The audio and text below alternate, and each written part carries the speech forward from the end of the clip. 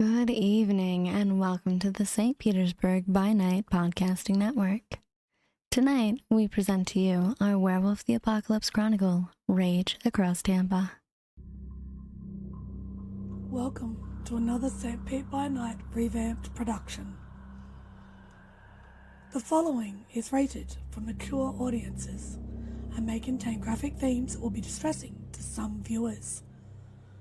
As always, we recommend you ensure the safety and well-being of yourself and those around you at all times. Viewer discretion is advised.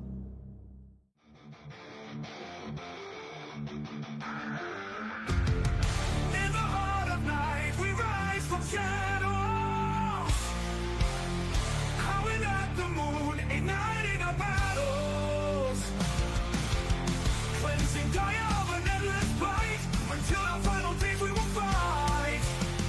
Thanks, man, we stand united as one.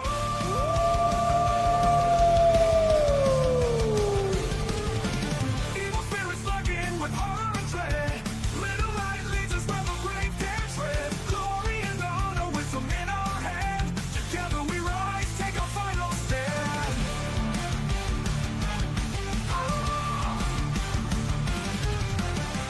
Everywhere we run, the wind is at our back. All the warring forces we will track. From the depths of the ocean to the clouds in the sky, vampires tremble as we learn to fight. Rage across Tampa, in this fight we'll stay.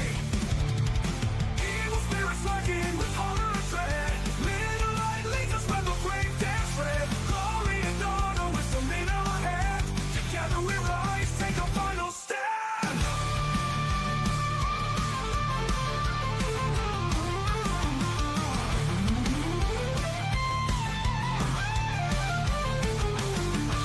Rage across Tampa, in this fight we'll stay. Everywhere with the pack, let the night be our guide. In battles of honor, we shall never hide. We'll never hide.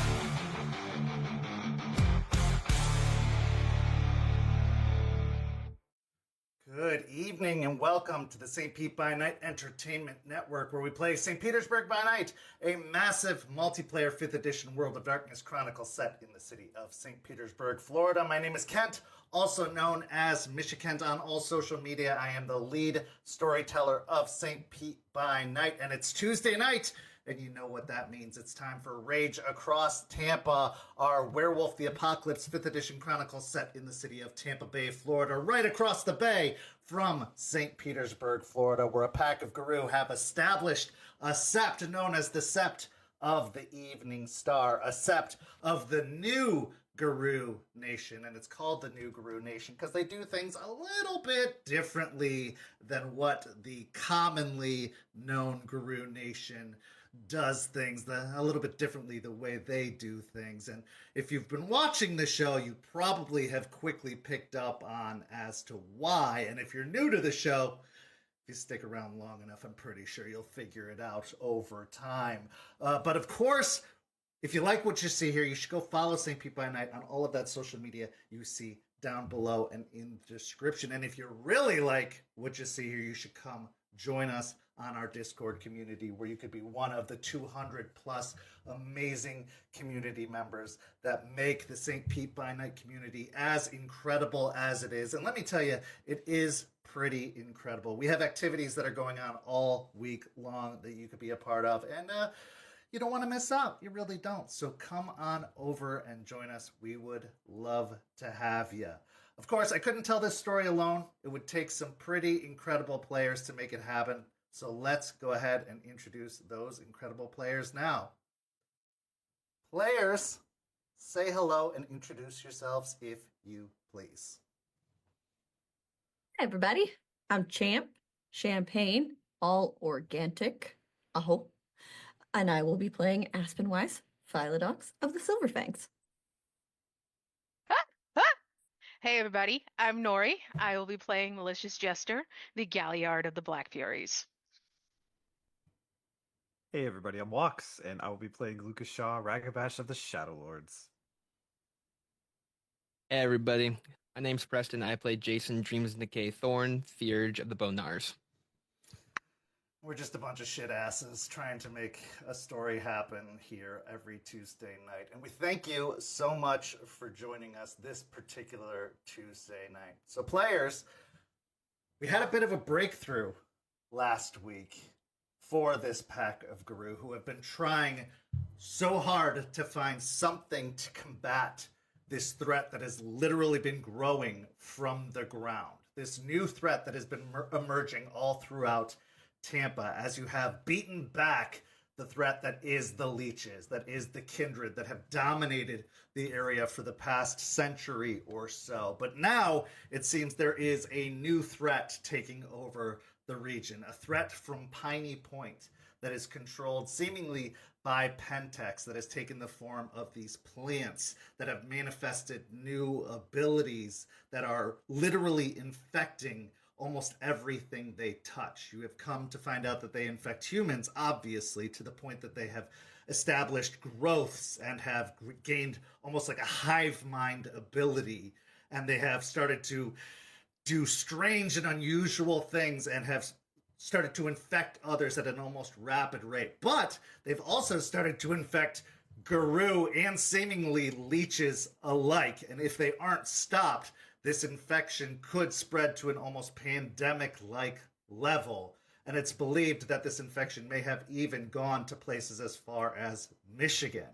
But from what you've learned from the research, this infection can only spread in very damp and humid environments. In places that are very dry, it doesn't seem to work as well. This is research that was brought to you by Spud, who has been a reliable source of information as of late, but he's also seemed to be a reliable source of trouble, as you've come to find out that he has been intermingling with the other pack, the young pack that has arrived from Michigan and been under your tutelage as of late, because Spud, as his day job, being a Duskborn, is also a drug dealer and provides recreational substances to the supernatural community. And the supernatural community does include Guru. And some of those Guru do seem to be under your watch and under your tutelage, but they also like to party. Who doesn't? Am I right? So, as you have looked for breakthroughs, things to combat this ever-growing threat, you have tried almost everything you can. You've tried silver, you've tried fire, but all of these things just seem to only temporarily stall these solutions, and none of them seem to cure the infection. As Jace, one of your own pack, has been infected for some time, and while you've been able to nullify or dull the effects on a temporary basis, nothing has seemed to cure the problem as of yet, until recently, when Jace, in a desperate attempt to find any kind of answers, lit a candle that he received from a mysterious drifter that has become a friend known as Moses that he met when he first arrived in Tampa. In lighting this candle, he took a very strange journey to a unusual and far off land that those who are viewers of the program and well versed in the world of darkness know to be the Dreaming, the land of the changelings and the Fae. In wandering the Dreaming, he met an individual known as Ravi, a guide of the Fae, who gave him an opportunity to go in two different directions where two different answers could be sought. He decided to go in one direction, a direction where he could find an answer that could only be found in the Dreaming. And in doing so, he found out that this is where the spirit of Turtle, the greater patron spirit of this long forgotten and long extinct tribe of Guru, had been dormant, had been slumbering for many, many generations. This turtle spirit that he had been looking for ever since he'd arrived in the city, ever since he'd come to this newly awakened Caern, However, didn't really answer his question in terms of infection. But when he returned, as the research was progressing in conversation with Eliza, what did come to light was cold iron. And that there was seemingly a possible connection here, that there was an X factor, as Aspen, Eliza, and Jace had found when they had gone to Spud to try and find out any information. They found out that there was a missing component, that everything that they were testing was coming up empty, and that there was some unusual element missing in this concoction that was making up the fertilizer and the seeds. So Eliza decided to try cold iron on Jace, and it seemed to have an effect. It seemed to have a negative effect for Jace, as it seemed to burn his blood, but this was a positive because it was having a negative effect on the infection that was within Jace's blood. However, cold iron is very, very difficult to come by in modern times because cold iron is not a process that is commonly used anymore. It is a very, very archaic style that uses a very pure form of iron that we do not commonly use anymore. Most iron that we use these days is known as steel and is something completely different. It's a completely different methodology. It's a completely different mixture of making iron. So this poses a problem that will hopefully be discussed and dealt with later tonight. Also, Aspen confronted something that she has been avoiding some time when she went to speak to Aiden. She went to the tree to finally confront her sadness, to confront her guilt, to confront everything that she had been avoiding ever since Aiden had sacrificed himself at the battle against Bloody Mary.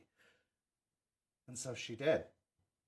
When she went to the tree, when she spoke to Aiden, when she spoke to Alara, Aiden did appear.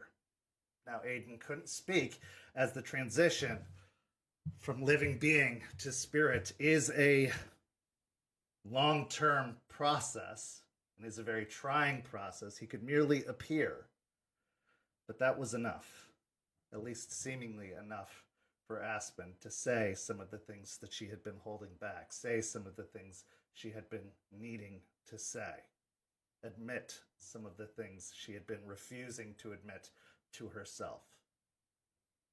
And when she finally said what she didn't want to say, that she actually missed him,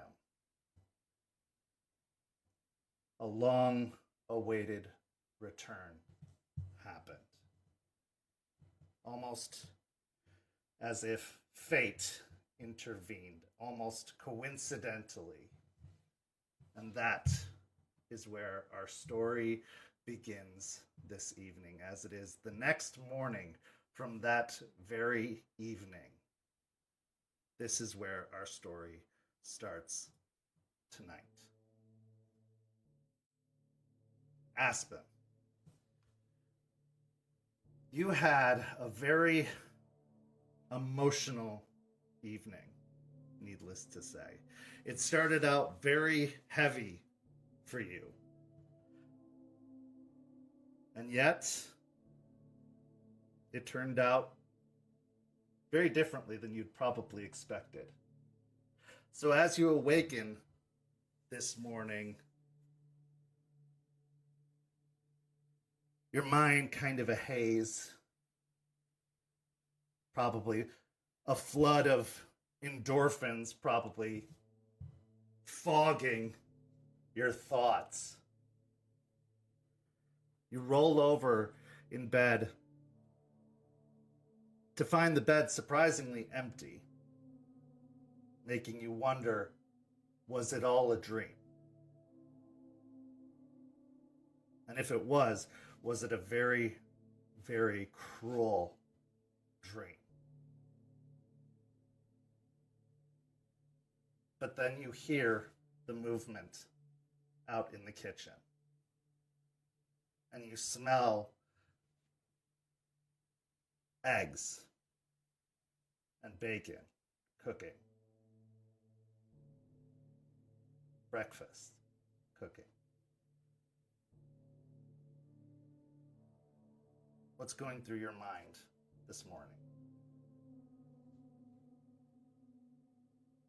Smelling the bacon and knowing that it wasn't a dream and that there's somebody in the next room. It's refreshing. It's something that she's needed with everything that she's been going through with the ups and downs and getting to a point where she can talk about all of the bad that's happened. She knows that there's still conversations that need to be had when it comes to Artie, but she's just happy he's around again.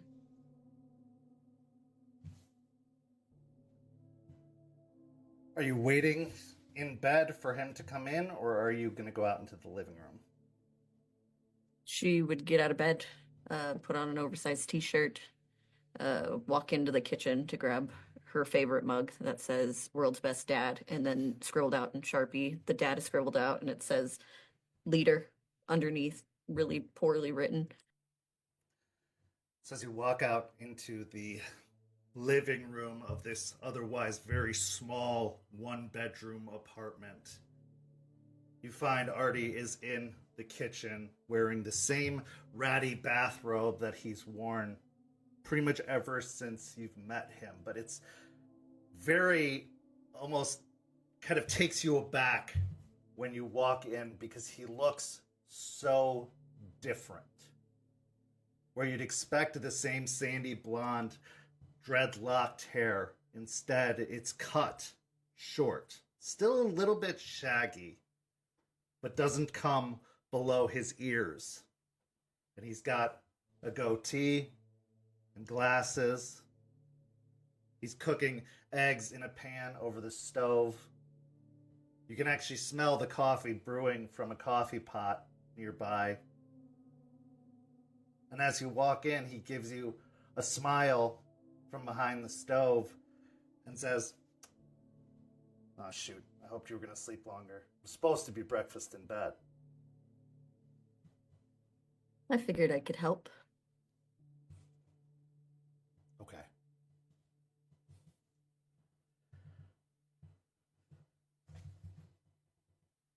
How are you?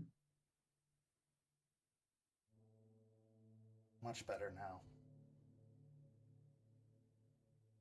You sleep okay? For the first time in a long time, yeah. Probably the first time since I left. Well, even before that.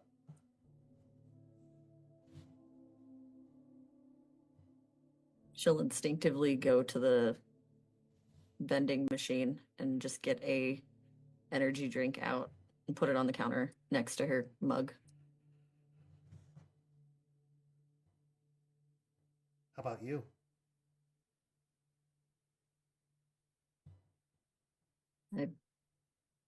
It's really nice that you're here. It's been crazy here, but I'm just happy you're here.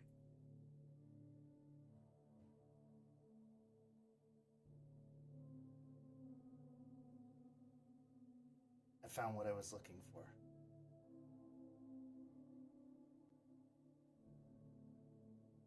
Yeah. Yeah. Sorry I couldn't be there to help with that. Actually, surprisingly enough, you were. In your own Aspen sort of way.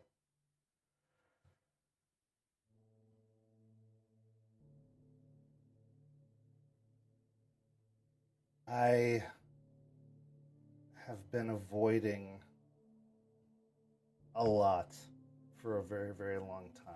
I've been avoiding admitting to myself that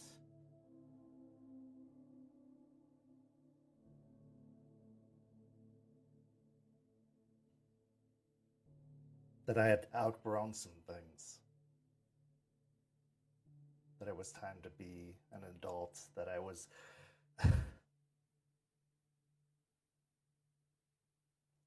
didn't even want to admit that I was the oldest of all of you. And then with Aiden,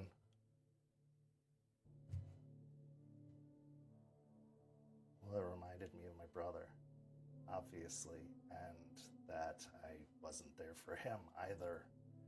And here I am playing kid again, all over again, and not taking responsibility, not being an adult, not doing the responsible thing.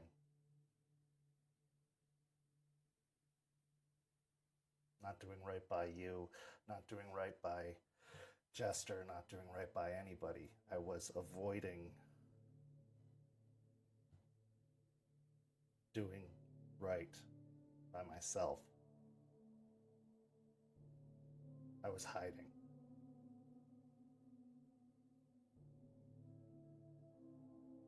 And I meant what I said before I left. I was hiding in you.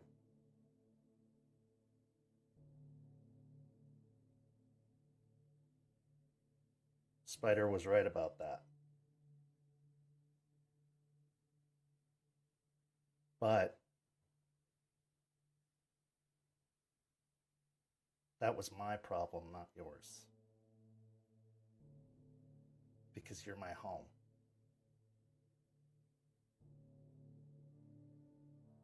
I just need to remember that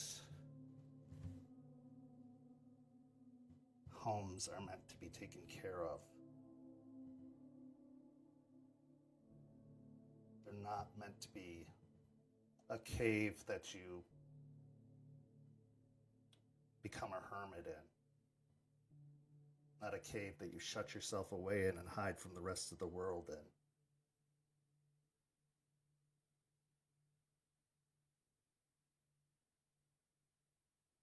I wasn't very good at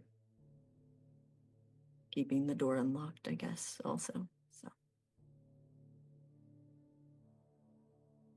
It was a little bit cold outside, but I needed it. I needed it to realize how long I'd been avoiding everything else. It was easy to think that everything was fine when you didn't face anything else, when you just saw the good in everything. Because when I look at you, all I can think of is good things. All I can think of is the end of the story. Our end of the story. But we have to get there, and it is going to be a difficult road to get there, and there's going to be a lot of very scary, very bad things along the way to get there. And I think losing Aiden was a reality check in that.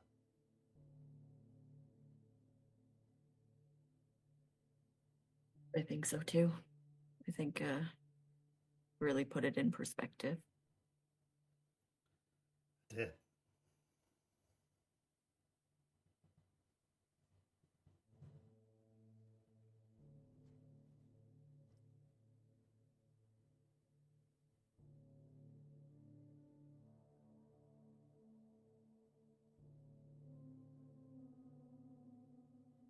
Seems I showed up just in time, though.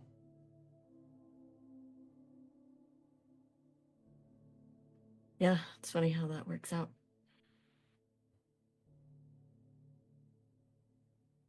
I'm proud of you. Thank you. And I think I learned some things too. First off, that I'm terrible about talking about hard things. But I'm getting better.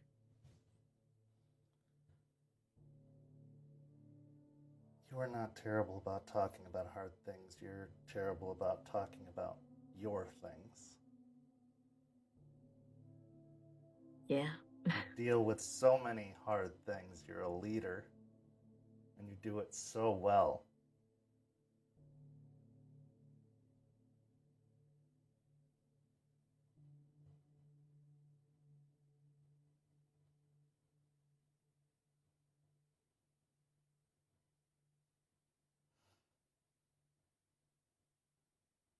I'm really sorry that this happened. Me too.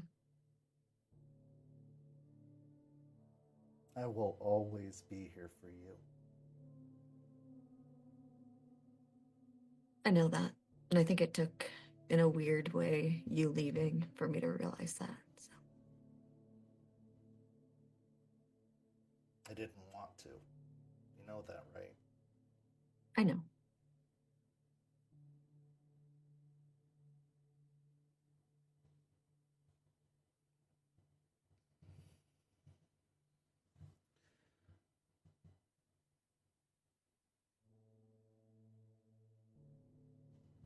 That being said,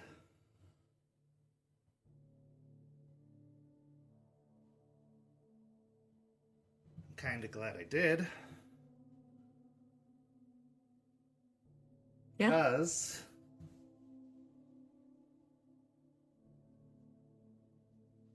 it made me realize some things. And if I hadn't gone and traveled and met all those crazy people and talked to all those crazy people and learned some things,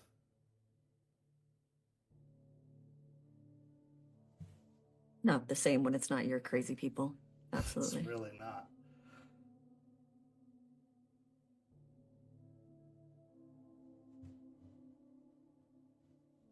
I wouldn't have been able to learn how to make this.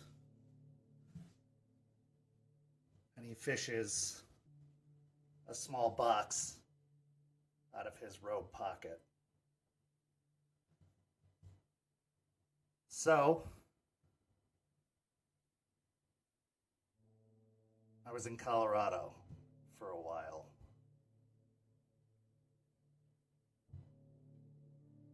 They're still really mad at us. And they have every right to be. And I got my ass kicked quite a bit. But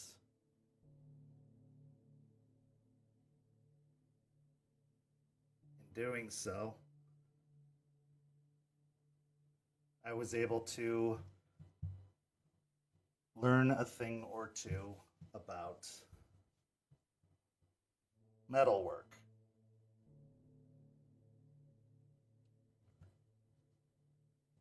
And in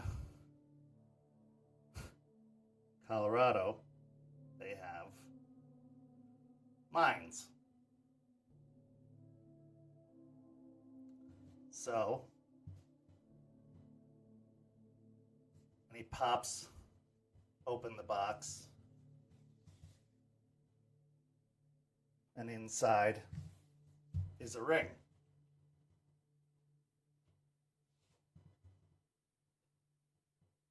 I made this for you.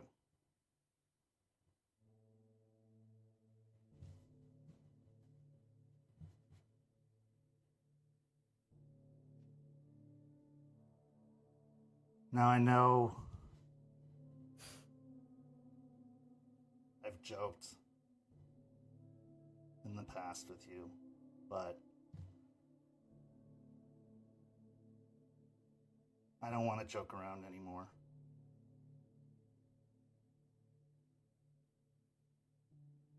As he kneels down on one knee, Aspen, I love you.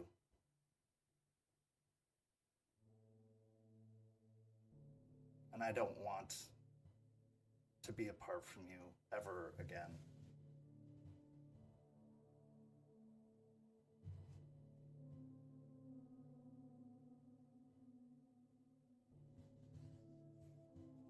You're my future, and I want to stand beside you through every single difficult trial we have to go through. And even if we both fall again, we'll be there to pick each other up. I can't think of anything more adult than I can do than ask you to marry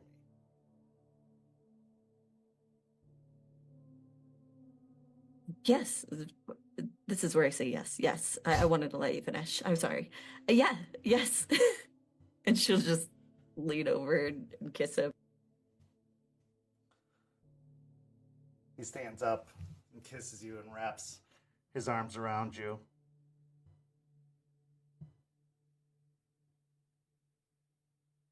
Oh, also, and he fishes into the other pocket for when we're out, on missions. He pulls out a little ring pop bag so you don't lose the other one. Perfect. You may have grown up, but you're still the same Artie. Yeah.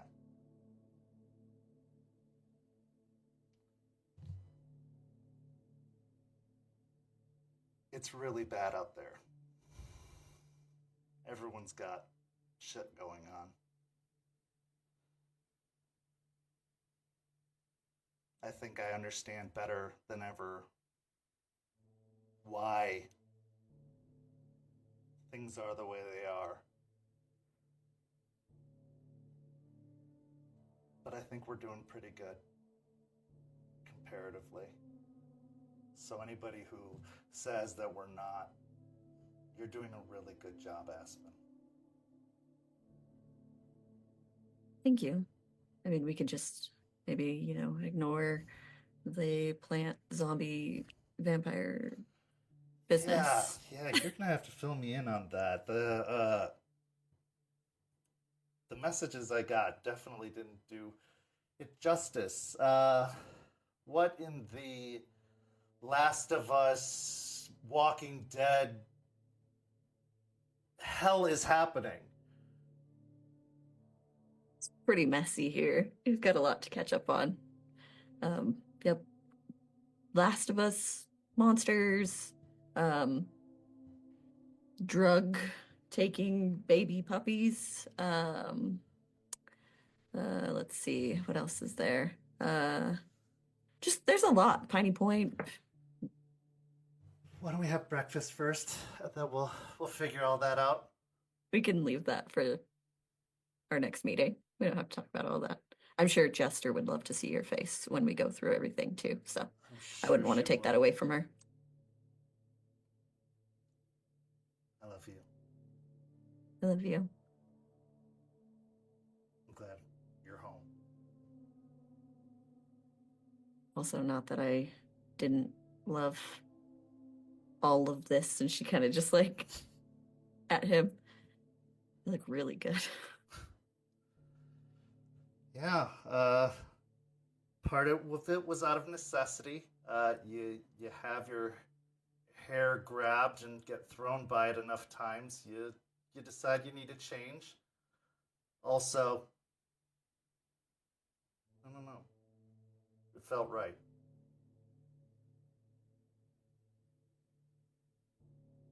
Looks Glad you like it. right. Oh, I also graduated college. Like, for real.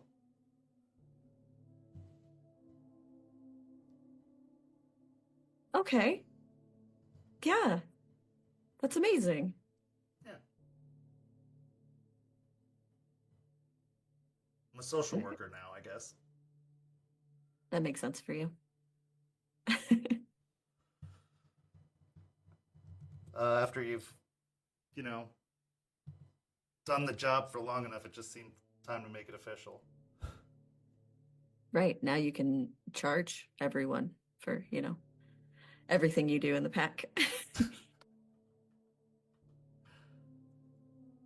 Anyway, then he blushes a little bit as he grabs some plates and starts dishing out some eggs onto them.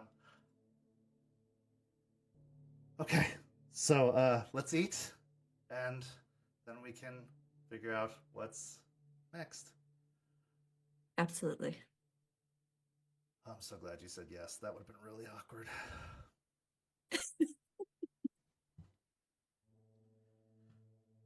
So as the two of you sit down for breakfast, a new start to a new life and a new chapter, what does Aspen think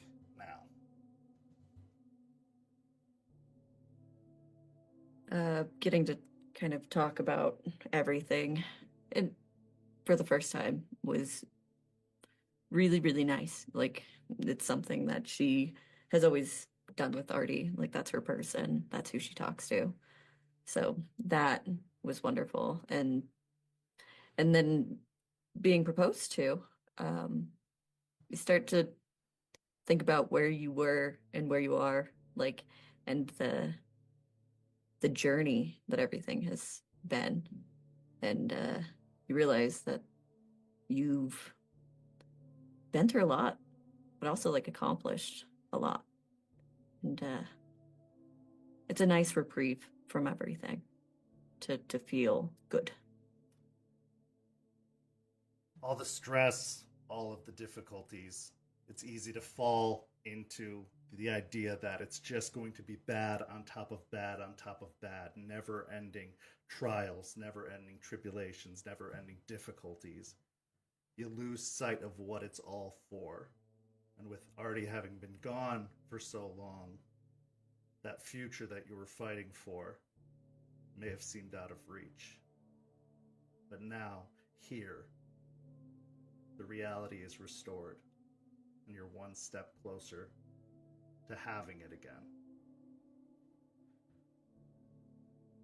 We transition now to our next scene, where someone takes another kind of leap of faith into the unknown, doing something that they have also avoided, something that they have also not understood.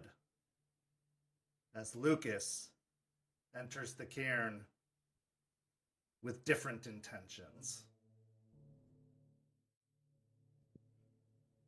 Lucas, you've heard a lot of talk about the spiritual goings-on around the cairn. You've heard a lot of talk about the trees telling stories, visions in the trees, that literally by touching the trees you can commune with them, that they are almost speaking to various members of the pack. Even the new pack have had visions because of the trees. Now, you haven't been one for all of that spiritual nonsense in the past. In fact, you've kind of grounded yourself and actively avoided it for the most part. You prefer what's tangible, what's real. But after opening yourself to thunder, after many long conversations and a lot of time spent with Eliza, maybe even after having been in this cairn for so long, in one spot for so long, curiosity has started to rear its ugly head. But it's not something that you feel you can go stumbling blindly into. You need a guide, a companion. Maybe somebody to show you the way, somebody who's been through it, somebody who's experienced it. But also maybe not somebody who's too overly into it, somebody who has a similar level of experience that can experience it with you, someone who can experience it together. Now, unfortunately, Jace has been having his fair share of problems lately. But who better than a storyteller to experience a story with? She seems to have had the most experience of all of the pack itself. She understands these things. She's interpreted these things. Jester.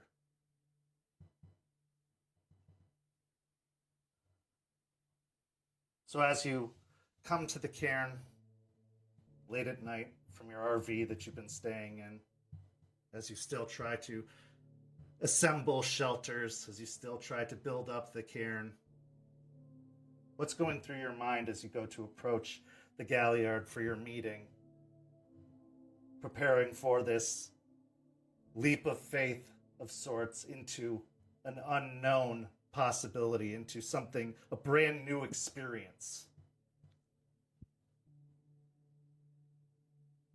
I mean, it's true. Lucas never has been one for spirits and the unknown factor that goes along with that side. I mean, of course, he's made deals with spirits to get his gifts, and then there's the other thing that might be one of the major reasons why he tends to avoid it more these days than he has in the past.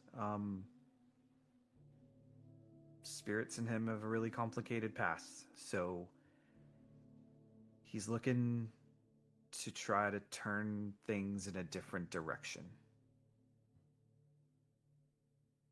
Yeah. And Jester, you received a message from Lucas saying that he wanted to meet up at the cairn tonight because he wanted to try something that only you could really help him with. So what's going through your mind as you arrive at the cairn this evening? Did I know what he wanted to try? You do. Yeah, Okay. you were prepared for this. All right. Surprised, honestly. Out of the pack, I think it would be him or Charles who would be the least interested in connecting with the spirits, even here. But decided to help him share and hope whatever he sees will help him and whatever he needs.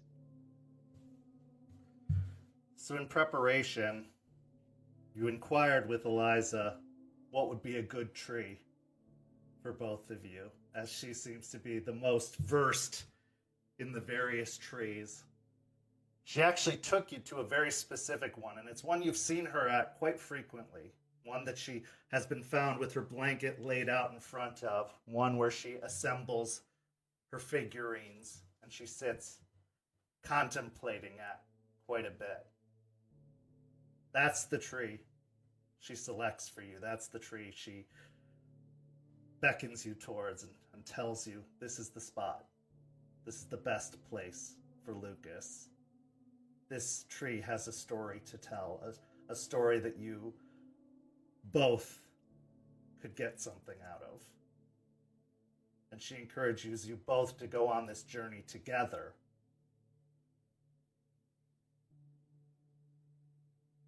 But it's not a story that she should be a part of. It's a story you both need to experience for yourselves. And so as you meet up in the evening, under the stars up above, the scene is yours. Lucas will turn around and look at Jester as she's walking up, and then turn back and look at the tree and kind of speak at the tree. Like, objectively speaking, this is completely silly, right? I mean, I'm just not objectively putting our hands on trees and talking to them is weird.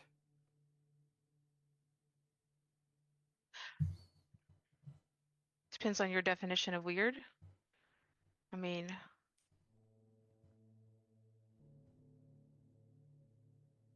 yes, I suppose. But then we're fighting monsters, so what's normal anymore? That is a completely valid comeback to that. Well played, yeah. We knew this wasn't a normal Caern when we started. So Yeah. yes, none of this is normal from what we know. And I've been working with the trees all over this place. I mean, albeit they're ones that have already fallen down, but I haven't seen shit, so you don't think it's me, do you?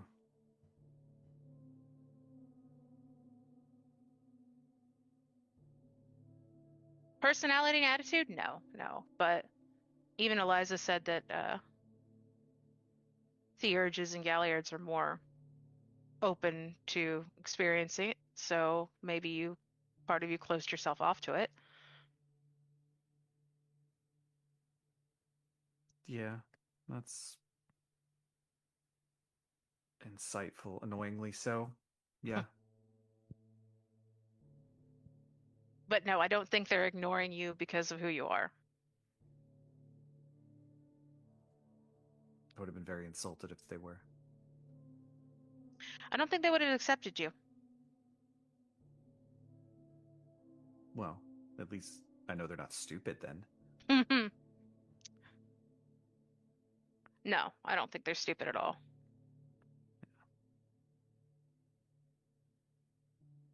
Okay. What is we gotta like burn some incense or like do a dance or something? What's the procedure here? Just touch the tree. It's not that hard. From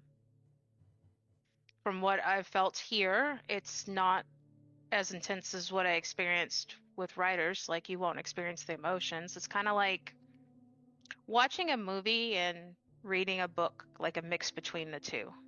You're getting their stories, but you're not really experiencing their emotions. Like, you're not in their heads.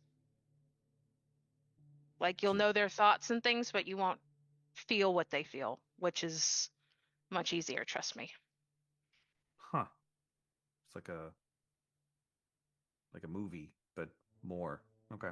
Yeah, that's why it's like reading a book and a movie, because you get inner thoughts, but you get to see it too, so. Okay. Give me your hand. Ugh. All right. He'll take her hand. Are you ready? Nope, but we're doing it anyway. Okay. I'll thread my fingers with his and like put both our hands against the tree. As you touch the tree, you feel the breeze through the branches start to pick up. You can hear the tree branches start to clatter against one another, the bark rubbing. As the breeze picks up, it starts to sting your eyes, causing tears to form, causing your eyes to blur. And everything darkens.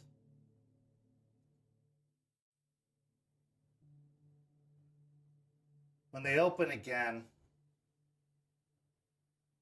there's a blinding, kind of stinging light at first. The sound of nature and a crackling campfire. The smell of burning wood smoke fills your nostrils. You can hear chattering voices talking around you, at first in a language you don't understand, but eventually it becomes clear. And you can make out the words. Mostly just idle chatter.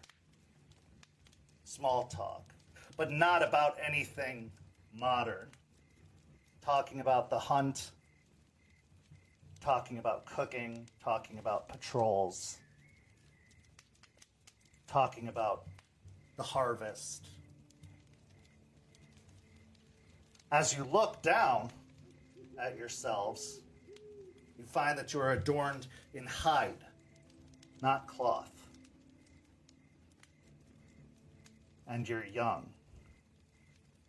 Abundantly, absurdly young, as you are much closer to the ground than you have been in a very long time. If you had to gauge your age, you're maybe 10 years old at a guess. Lucas, as you look to your left, you see a young girl about the same age, 10,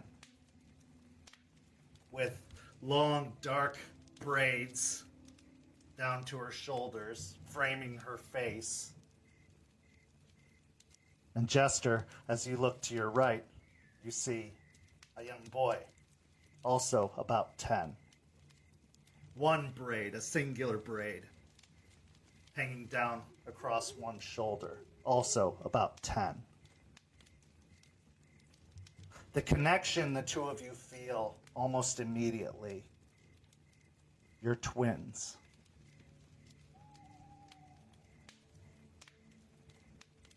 It's undeniable the bond the two of these individuals share.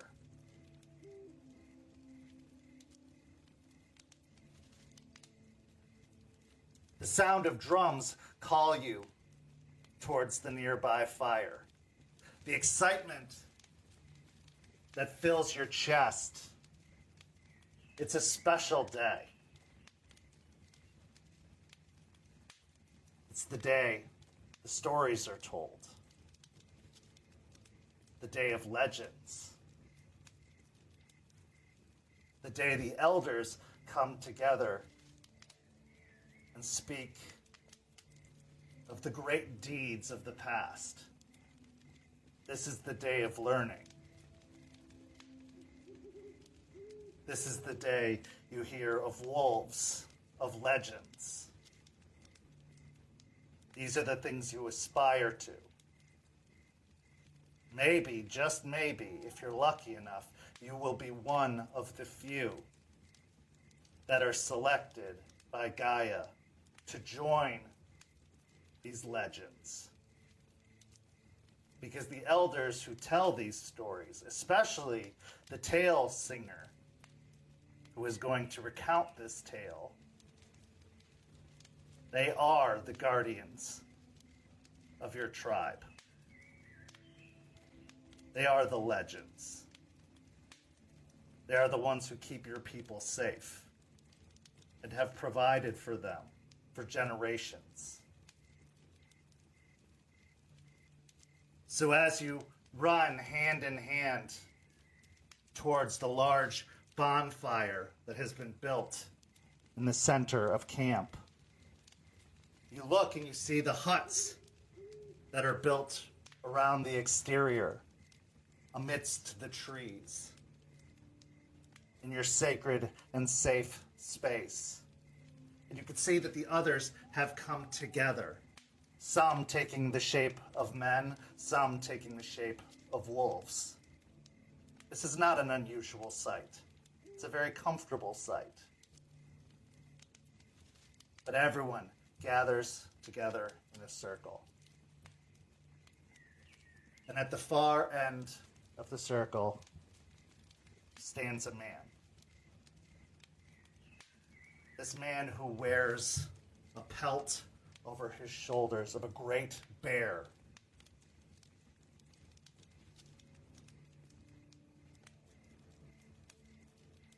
He gathers all together to speak.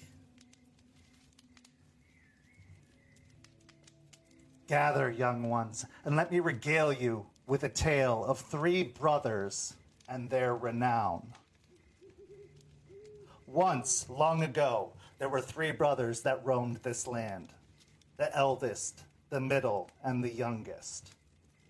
While they held each other in the highest regard and with great love, they would fight as brothers often do. One such quarrel raged for many days and nights and left its mark upon the 3 of Gaia's children forever. As Luna's light shone full upon the face of Gaia, the 3 brothers gathered atop the highest mountain of the new-made world to pay their respects. Here they spoke of their exploits and accomplishments. The eldest spoke of the secrets he uncovered in the hidden caves beneath the river's depths.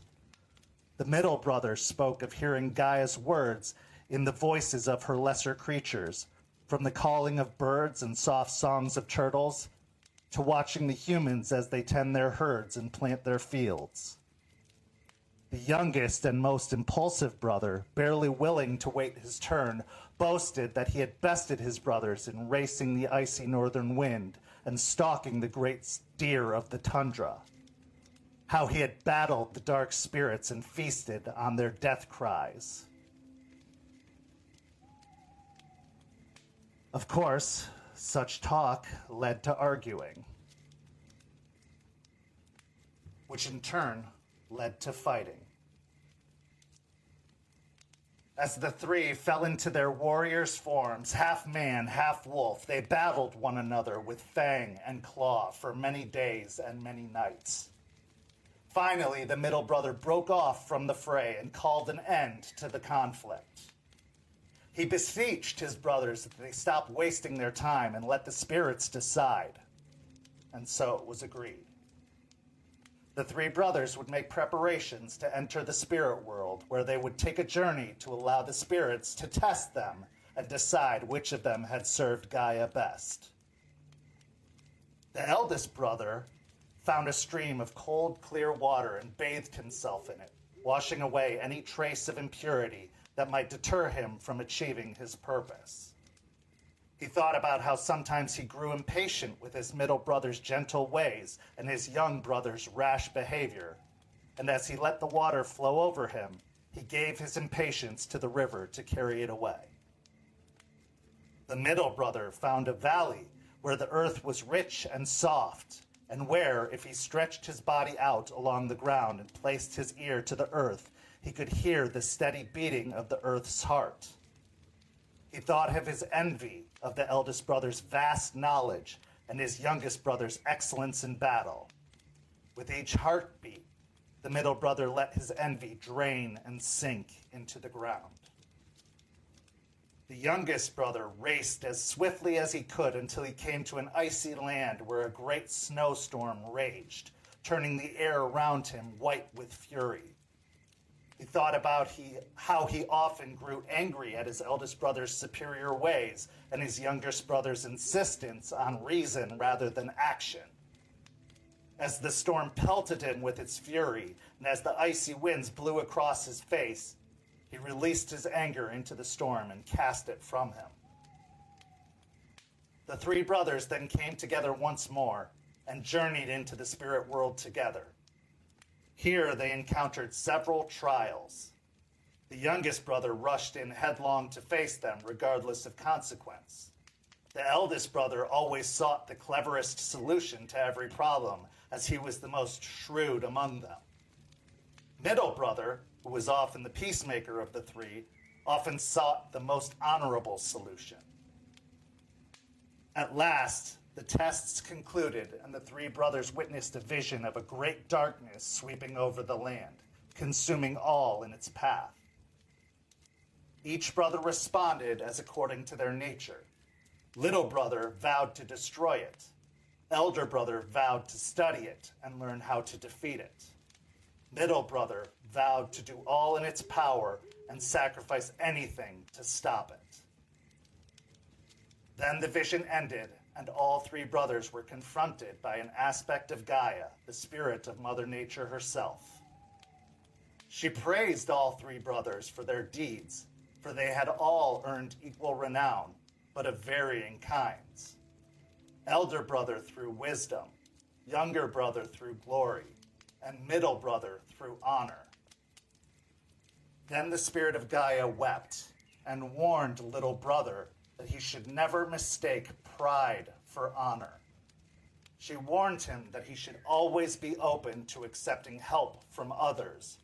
Perhaps then he might not make the terrible choice that she feared that he might one day make.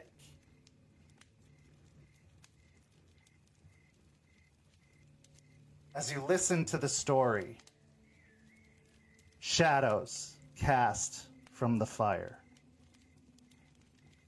The shadows then crawl over the faces of all of the individuals. Every individual around the fire is covered by the encroaching shadow. As it grows, you can feel the shadow wash over you as well. The fire then grows to a raging inferno and then dies out. And as it does, you look around the fire and there is no one left.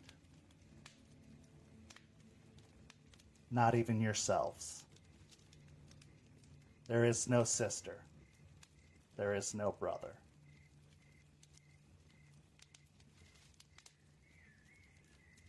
And that is where the vision ends, returning you to the cairn once more.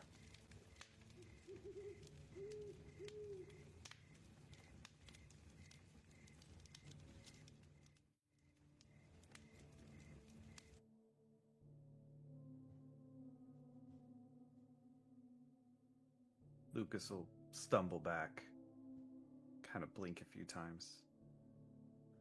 Holy shit. Yeah.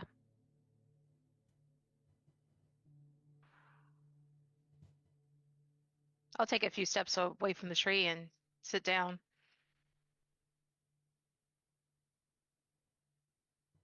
Yeah, Lucas will sit down too. Who were those people? A lost tribe. They built this cairn, and I think they built others. They were, the whole tribe was, I guess, cairn builders. Like, they were known for it. They sacrificed themselves. The three brothers, I think, from what I understand from Eliza and Jason, the three brothers are three tribes that were originally here in the Americas, and this tribe, they sacrificed themselves to defeat a powerful worm spirit, I think, called the Eater of Souls. That's what Jace said it was, I believe, or what I know it is. But the whole tribe sacrificed themselves. And Jace has been trying to locate their patron spirit. I think he had a dream about it. The Eater of Souls? Yeah. That's not ominous. Right? A whole tribe. It took a whole tribe sacrificing themselves on top of like other two tribes fighting it to do anything. We just moved in and started squatting here. I don't think we squatted. I think they accepted us. I think if they didn't want us, that we wouldn't have been able to Yeah, that's fair. awaken the Cairn. Still, though, like, I feel like, I don't know, I should be nicer when I'm here now. That's a lot. Yeah, but I mean, look how much you do for the Cairn. You tend to the land. You build things.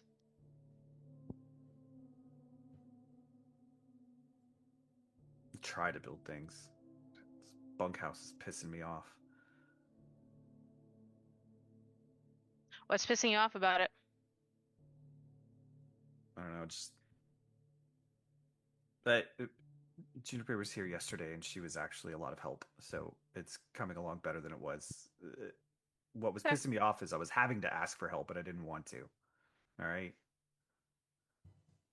You mean like in the story? Yeah. Yeah, like in the story. Um, Liza. I do it too. Not ask for help. Try to do it on my own.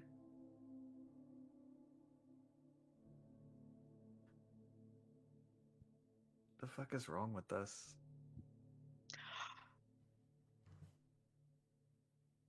I mean, trauma? If we want to be real, I grew up with barely anybody to depend on, so I had to do things by myself, and you grew up with so many expectations that you didn't want to ask for help and look weak. So, Do you know how exhausting it is to be a Shadow Lord that has to know everything bad that's going to happen and be the ones responsible for warning everybody and telling them that it's going to go bad? I don't know what the fuck is going to go bad.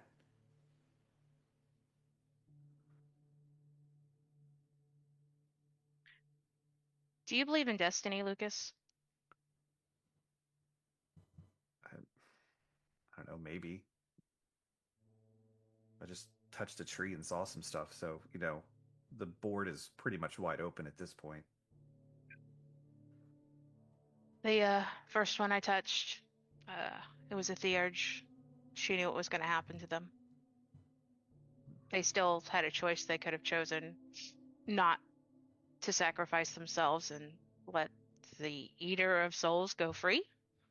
But, you know, we're Garu. It's not what we do, is it? No. No, we're pretty stuck in that doing dumb shit to save everybody job. Yeah. I guess if you think about it, none of us has have much choice in anything. I don't know. I'm just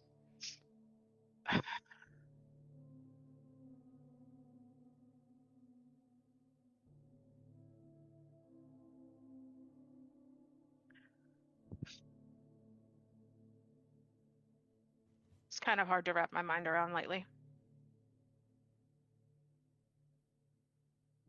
Yeah, it is. I mean, I thought maybe not destiny, but purpose. Maybe I can relate it to that. That if I had a purpose that I was built for, that I was trained for, that I was sent for, and I don't know. Maybe that was somebody else's purpose.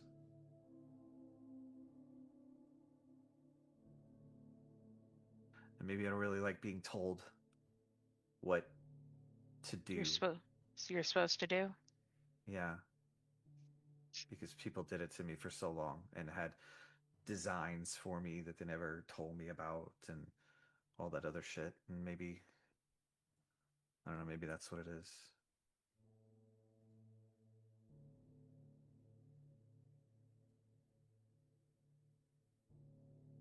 And maybe I did it to Hashka too.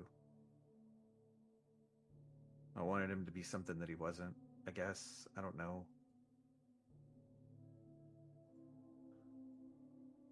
Tried to save something that didn't want to be saved.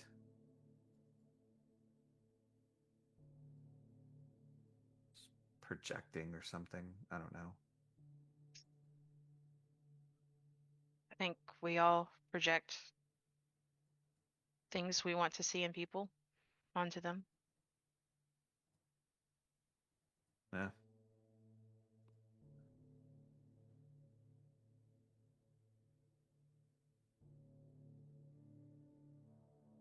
It's up to them to choose, I think, how they want to be, whether or not they want to accept those or not.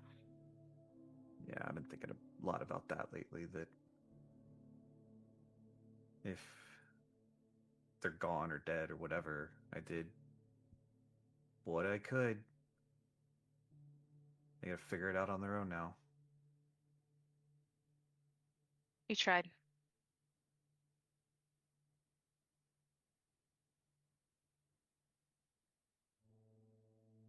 If Aspen was sitting here right now, she'd tell us all the things that we should be thankful for instead of all the stuff we're pissed off about right now, right?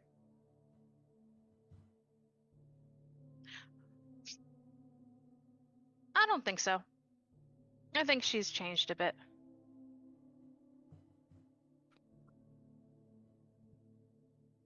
Yeah, she's getting better. That's good. Yeah.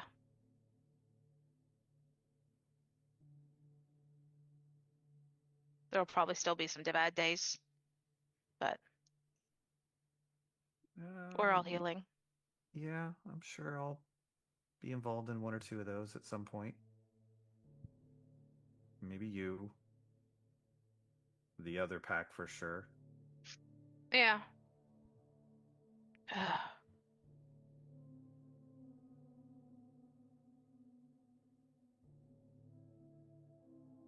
They just have such a way of just hitting those just points that they just piss you the fuck off. Yeah. Yeah.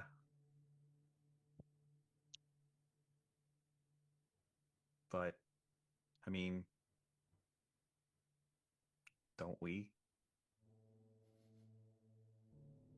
I don't think we were ever that bad. Oh, we never think we're that bad.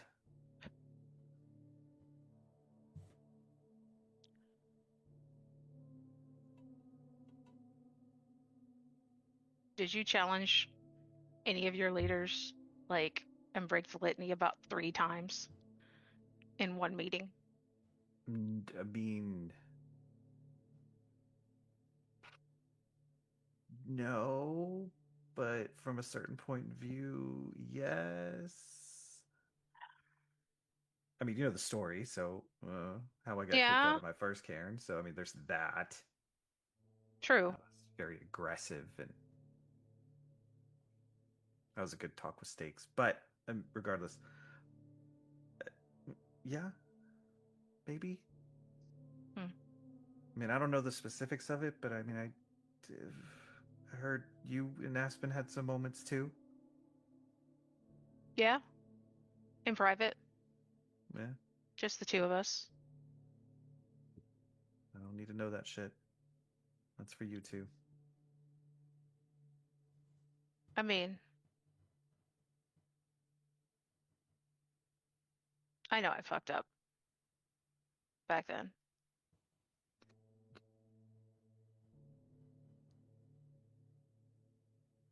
I kept too many secrets for too long.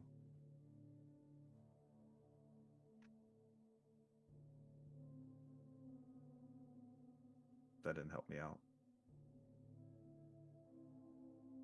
It didn't, but you didn't know us either. It's true. There was some major third wheel action going on there for a while, but you know, you and Aiden and Aspen, you guys didn't make it easy for me to stay grumpy for very long. Hmm. So, Good. yeah. I figure if we just try not to repeat our mistakes, we're doing better than we were yesterday. It's a good way of looking at it. Different fuck ups, not the same fuck ups. Easier to understand. Yeah.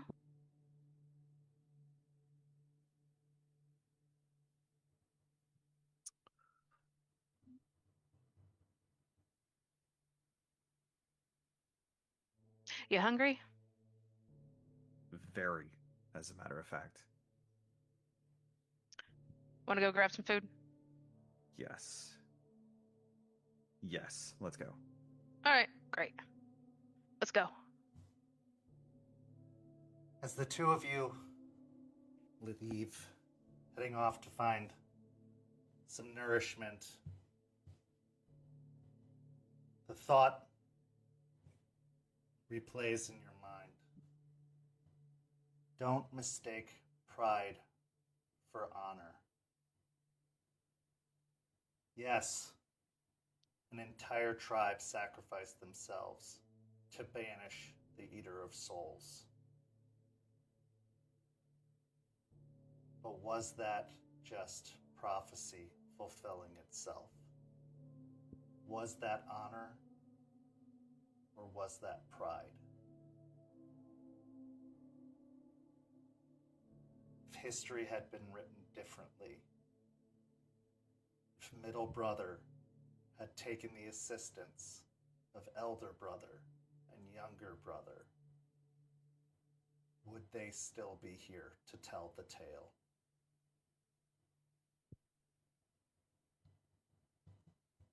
The world will never know. Speaking of the unknown, we now go to our final scene of the first act, where with questions, many, many questions running wild in his mind, Jason, Dreams-In-Decay Thorne, approaches the strange, wandering drifter known as Moses, who had given him the candle that took him on probably the most unusual adventure to date, as he has invited him to his bar, the Split Helm, near the docks, for a conversation.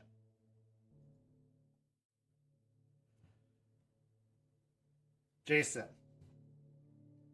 you have had a very, very unusual month. A very trying month, to say the very least. From being infected by these spores to the unusual dreams and nightmares that are unlike anything you've ever experienced. And you have some very dark dreams on the regular. But now, these dreams you've had of late, these fantastical experiences, from peaceful dreams to going to a place literally known as the Dreaming, and encountering fae, walking deserts, encountering sea serpents and unicorns and pegasi, to being cut off from the spirits for your own protection. What's going through your mind through all these experiences as you prepare, awaiting Moses' arrival? Charles, nearby, in the car, expecting and awaiting anything and everything to happen. Jace is standing there at his bar, was cleaning but not tapping his finger, thinking about how he's even going to broach this subject. How do you confront someone that you've never really encountered of that like? It was different with the guru, because there were several of them and he was being brought in. This is something he hadn't even heard of, something brand new. And the idea of Moses was he aware of Jason coming? Was this something that was already pre-planned? Did Rat know about this? Rat had told him that there were spirits that needed help here and that he was going to be a huge part of that. Is there secrets that are being kept from Jason now that he wishes he knew more about? Because maybe that would have changed how he had gone about this month. And it's constantly trying to stay calm because he doesn't want to lose control again. There's nothing more intriguing and yet at the same time maddening to a bone gnar than being kept in the dark. You want to dig out all of those little secrets, but also they keep you on edge because you hate not knowing. And you are the furthest thing from knowing at the moment. So sitting at the bar, fingers tapping on the wooden plank surface, there's a rapping knock at the locked door, but it's the sound of wood on wood.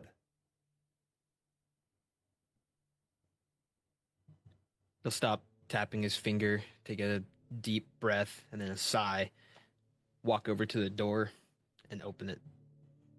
As you open the door, you're greeted by the friendly, smiling, creased face of Moses, his well-manicured gray beard framing his face, holding his trusty staff etched with carvings all up and down the length of it, He wears a nice poncho around his shoulders, draped over down to his knees.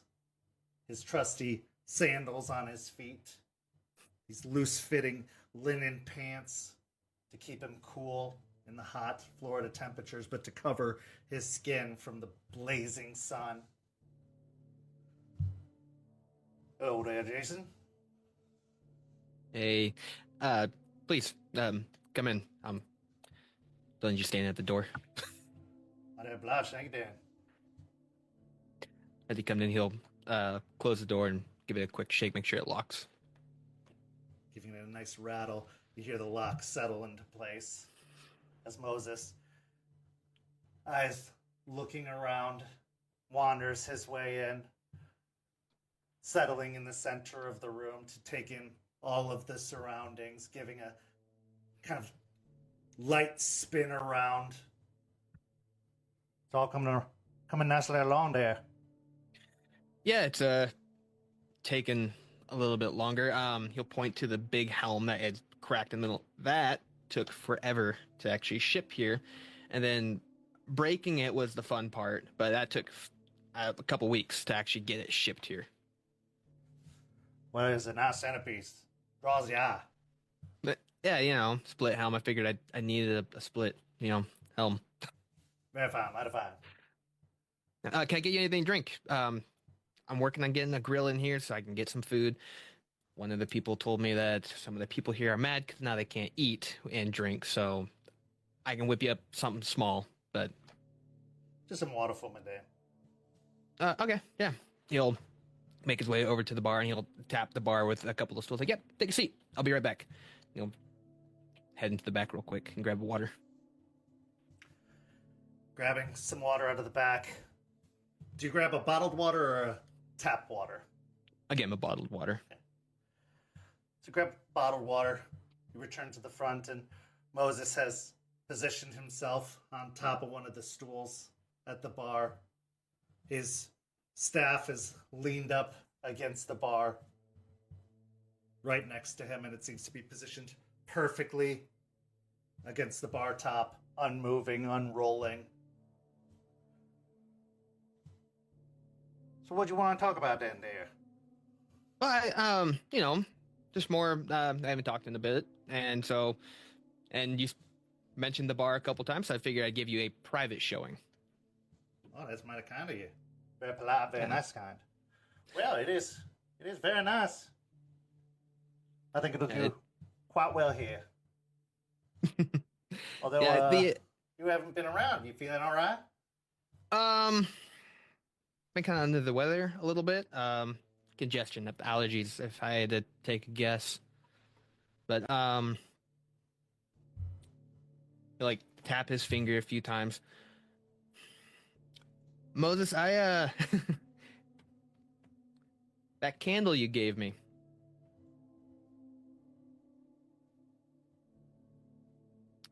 I kind of lit the way. Did it then? Yeah, helpful, insightful, even. Sarah.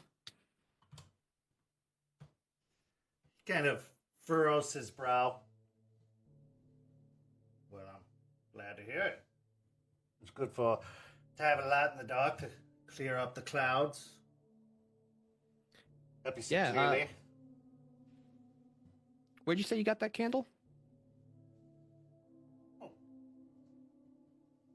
They had a whole bunch of them over at the ministries. Gathered them all together.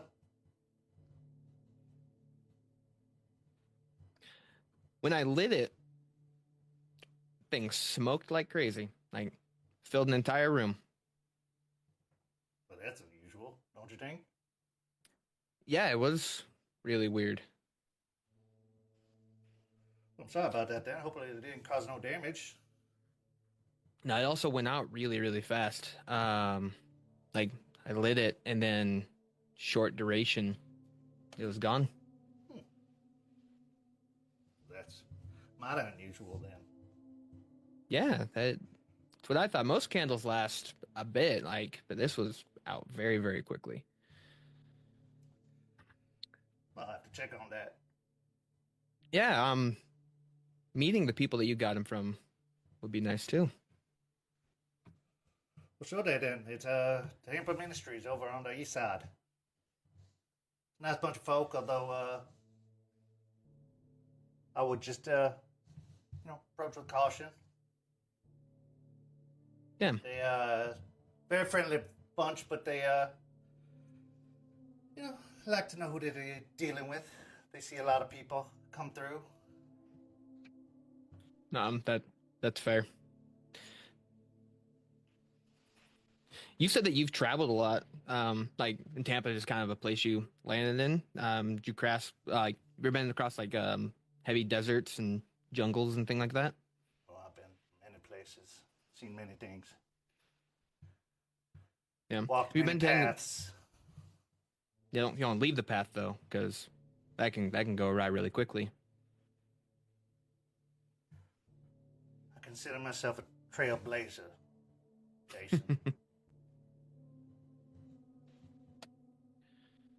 Been to many castles in your travels at all? Like seen them or anything? What, like in Europe? Well, I don't know. I guess castle's kind of an overall generic term, like big stone structures. Like South America's got some things like that. But there are many Europe places that have doesn't let- castles. Over in over there on the East Coast, they got some places that are like castles that the Spanish built. Over here in Florida, not quite castles, more like fortresses, but Castle, fortress, to keep people protected or keep people out, kind of thing. yeah, I've done some backpacking in Europe, seen some castles.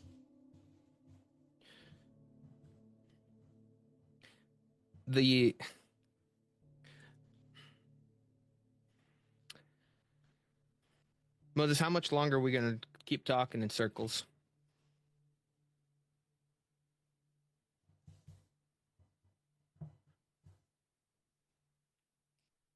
Without bringing up the little handshake we had last time.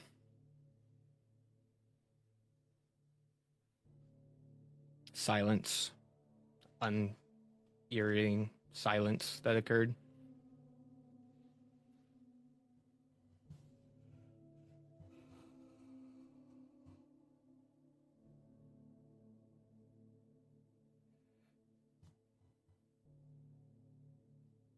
When you're used to something for so long, it's hard to know anything else, ain't it? True. Sometimes you need something to shake you up, to see things a different way.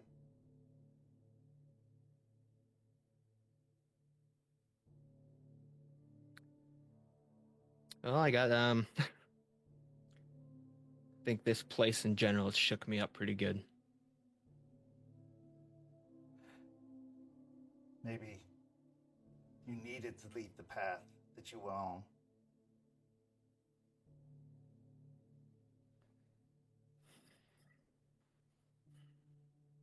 And the new path I've found has created more questions than anything. Questions ain't always a bad thing. No, especially in my line of work, questions are fantastic. I usually enjoy questions. Being left in the dark about certain things that affect me and my friends are a different story, though.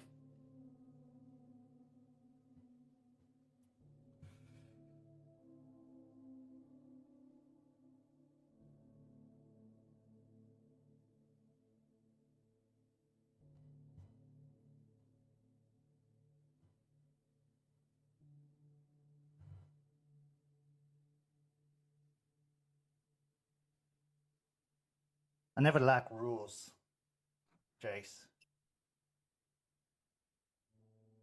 But everybody has rules they must follow. You get me?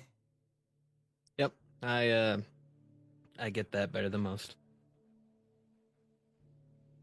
I will say this though. Beware the eye.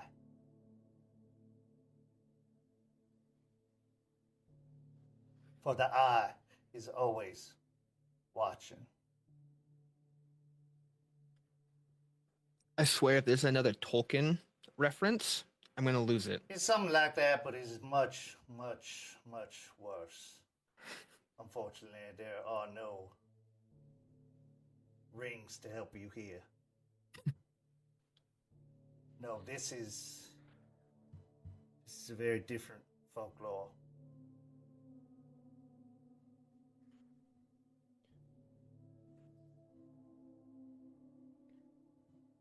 You ever Melissa, are heard of you something aware? called the stink eye? Yeah, I used to get it from my foster parents all the time.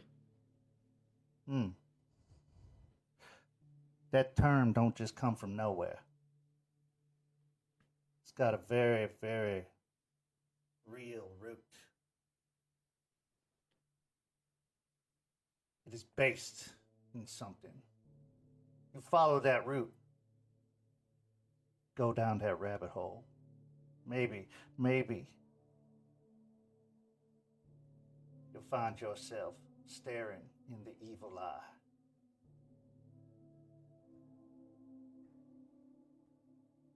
And maybe you'll see the root of all your problems.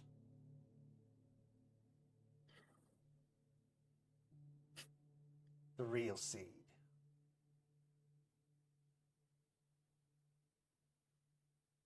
Okay.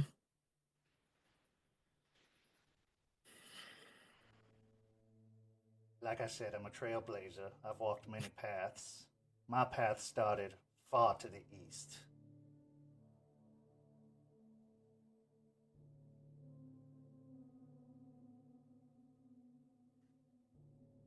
What's going on here? Is this something that's common over there?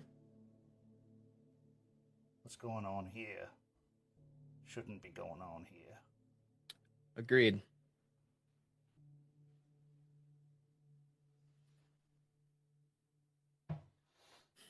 Maybe that's probably why I'm here.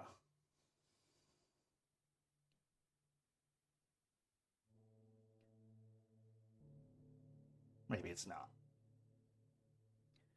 But it's Hard to very, very say. fortunate that I am.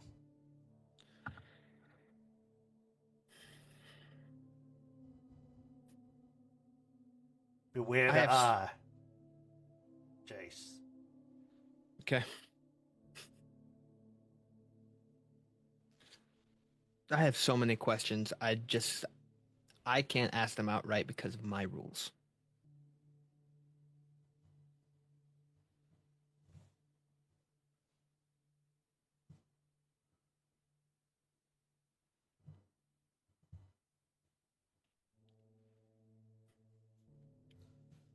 I do want to keep you safe, though. So if need be, I can keep our conversations between us.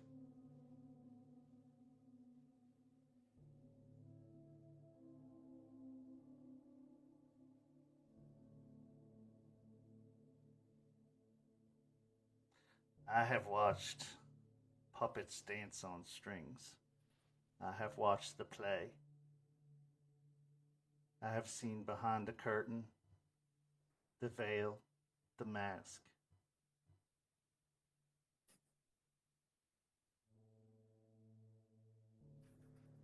I know the rules. I saw them writ.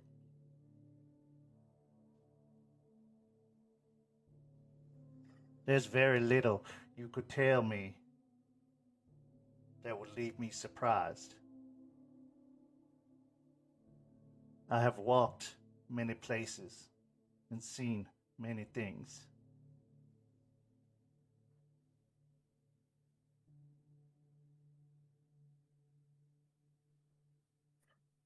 I have sown many seeds of my own.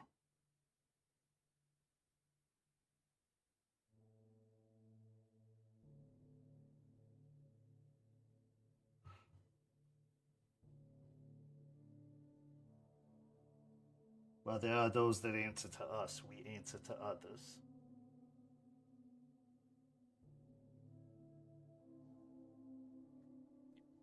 Do you answer to she or the more of the he that you kind of that you follow? I do not answer to she.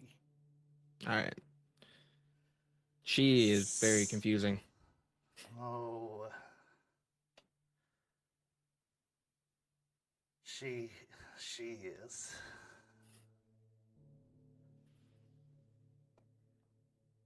But she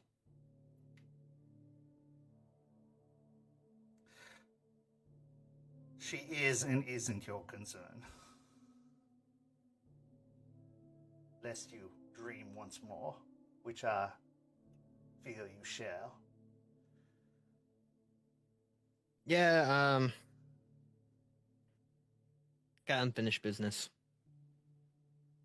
Indeed. That which is forgotten.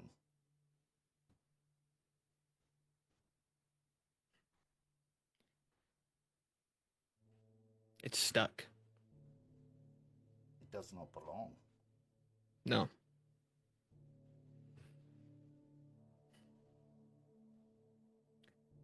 If I wanted to dream again, is there a way that can make that happen?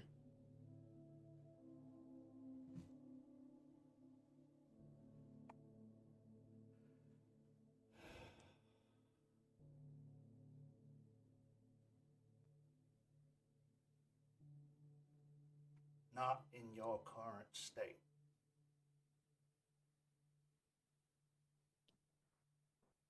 You are afflicted.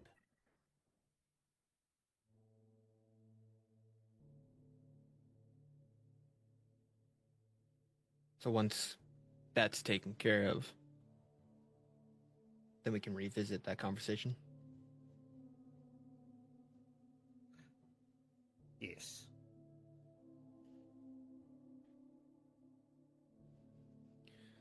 Well,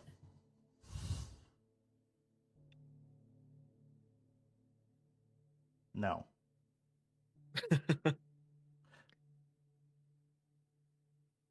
I forget myself. It is your affliction which allows the dreaming. Of course it is. The removal of it will cease the dream. That is your connection.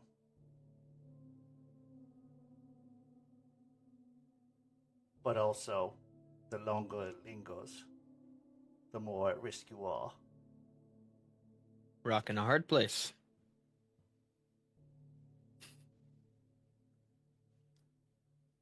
It is not something you are meant to have. It's not like I took it willingly. Oh no. It was forced upon you. This I know.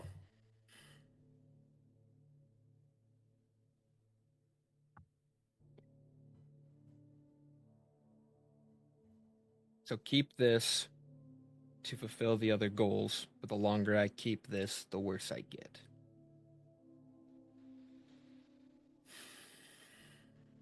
Sweet. All right.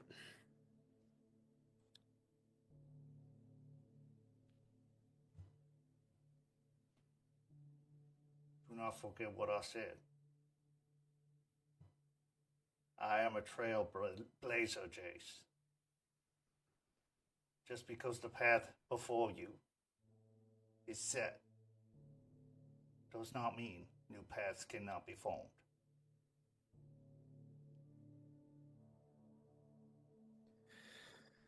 I'll keep it in mind. And then I'll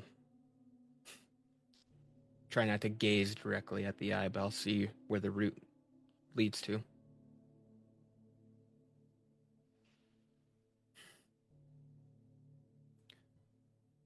Study.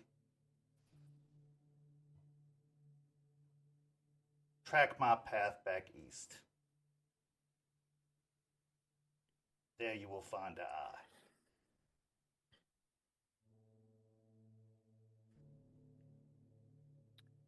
Okay. I'll start there. And Moses, you were one of the first people I met here. I don't believe in things being laid out. But you said you might have been here for a reason. I think you're here for me. And thank you for that.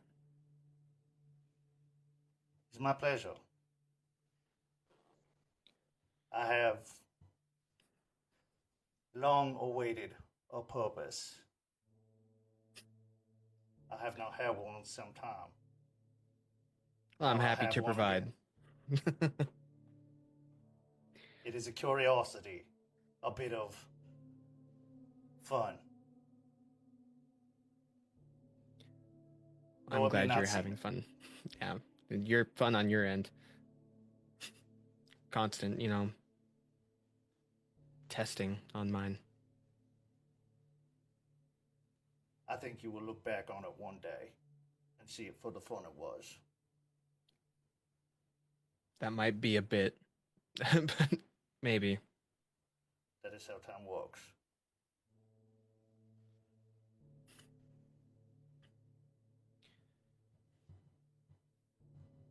Down the road, there's someone who understands this way better than I do. If I were to set up a meeting, would you be all right with talking to them? Down the road, Jace, that person is you. Older and wiser.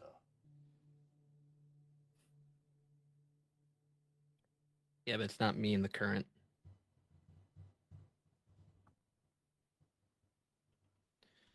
Current me is still learning and stuck with the affliction.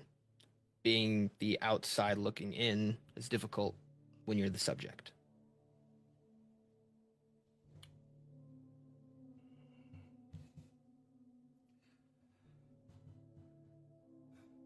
I always enjoy meeting new people. The question is, do they always enjoy meeting me? I feel like most of the people you run into seem pretty happy. Most of them. A few of them are just dickheads to begin with, so I don't really count those ones. Not everybody looks the same way. Some people see things differently.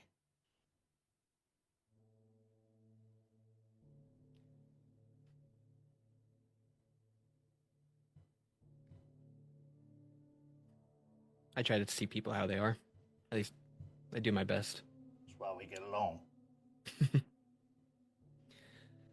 Yes, guys on the low end of the totem pole gotta stick together. Don't often get viewed that way, but I appreciate it. I don't know where you stand on your totem pole, so I'm not worried about that. okay.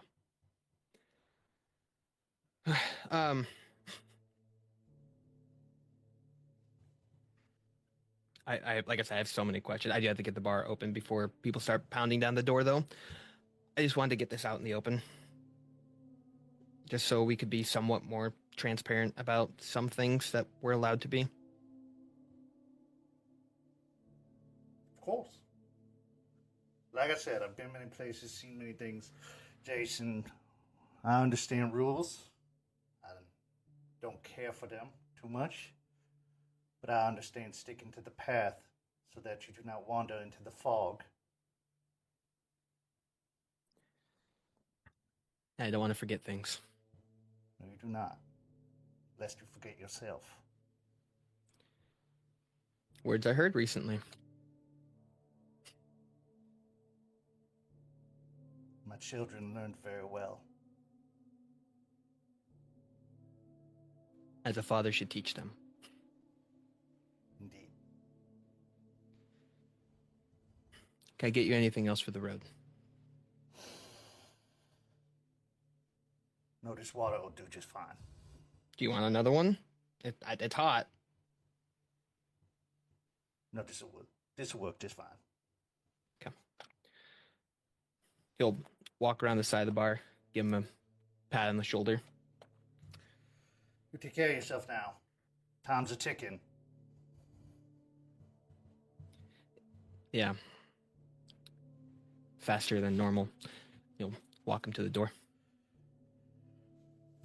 As Moses reaches the door, he looks back to give you a smile, and then he steps out through the door. As he does so, and you turn back, the staff is left by the bar.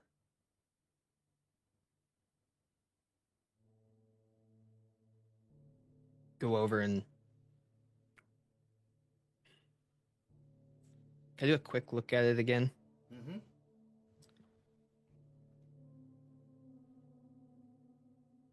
Intelligence in occult or wits in occult? Let's do wits and occult. Okay. Still rage 1? Yeah.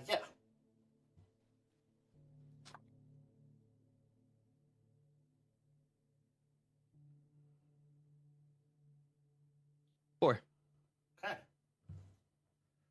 As you're studying the staff up close, unobscured, there are a great many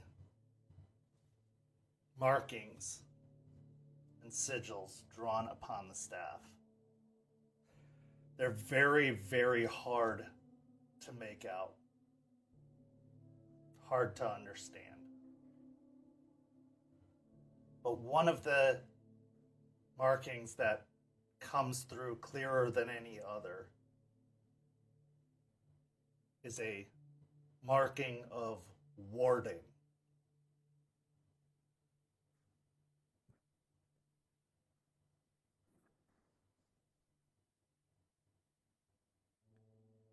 Not wanting to touch it directly, gonna go grab a sheet or towel or something and try to wrap it up and take it into the back and put a note on it for Jester to not touch it, and I'll take care of it later.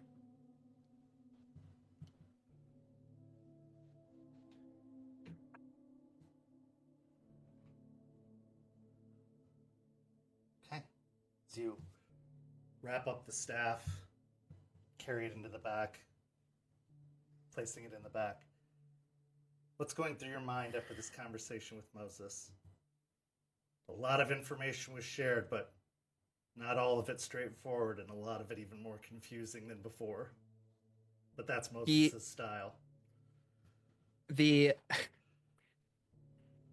a way, he got confirmation about Moses knowing about things on Jace's side. Him bringing up Veil and the mask, the whole puppet show, was eye-opening.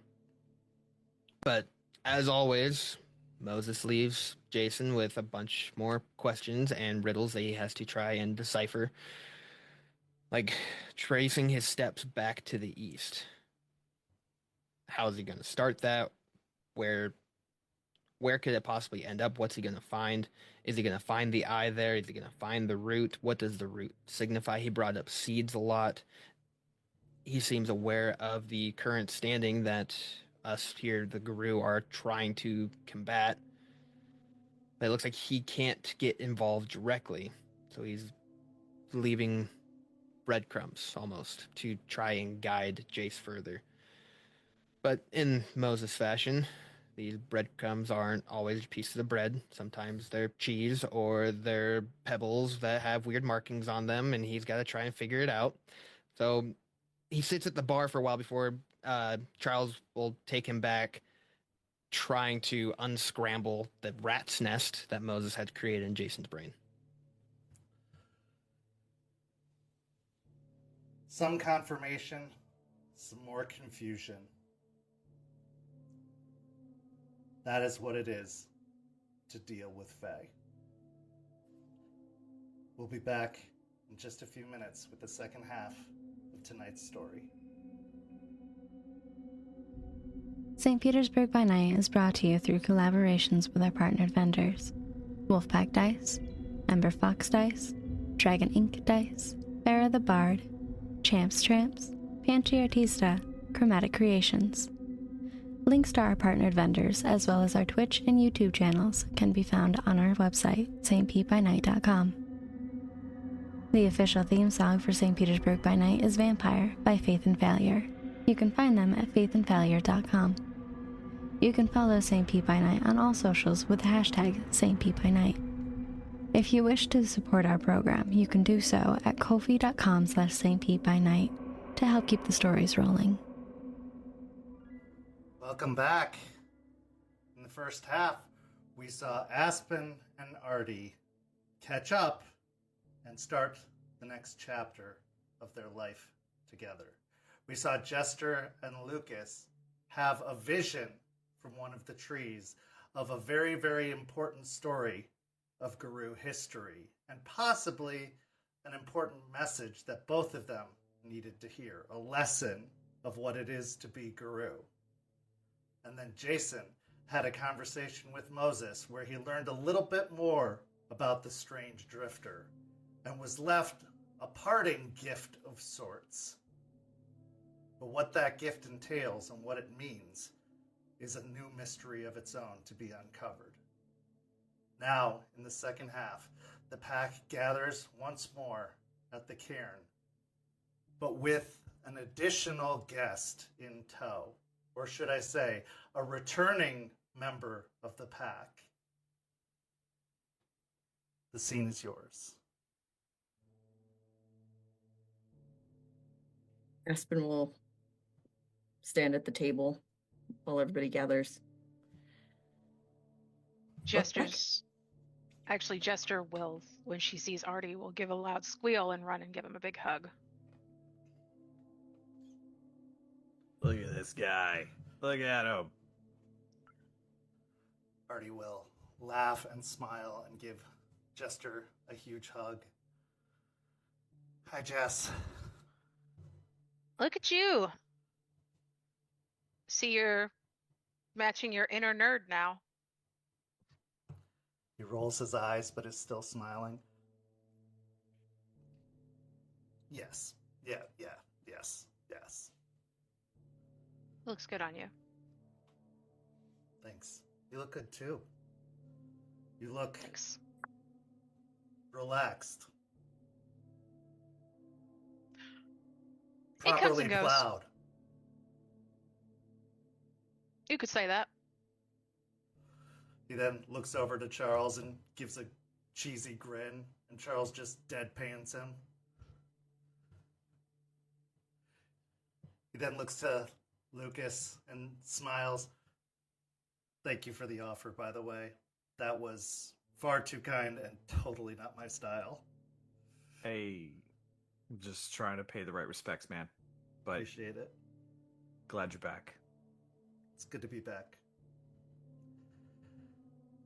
And I see we have a new friend. Yes, this is Jason. Jason, this is Artie. Heard a lot about you. All terrible things, I'm sure. No, everyone here loves you a lot. Well, that's good. Well, except for he'll point over towards Charles. He had a couple bad things, but Well, yeah, that comes with the suit, actually. Yeah. same. That's what I said. Right? Well, I don't want to take away from everything that's going on. I know things have been really, really crazy around here. I'm sorry that I've been gone, but I'm here to help in any way that I can. I have news from up north, but I will tell you that I will bring that to the table when it's time for that. But please, let's not hold back on my account. Well, first off, how is everybody doing?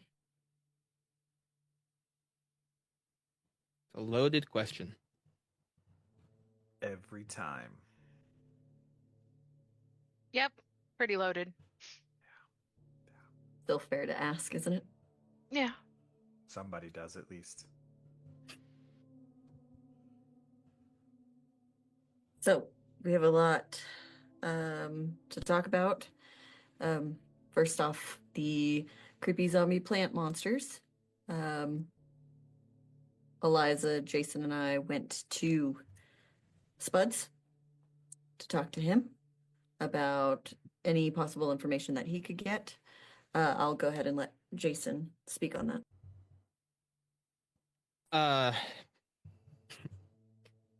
so Spud, interesting guy, by the way.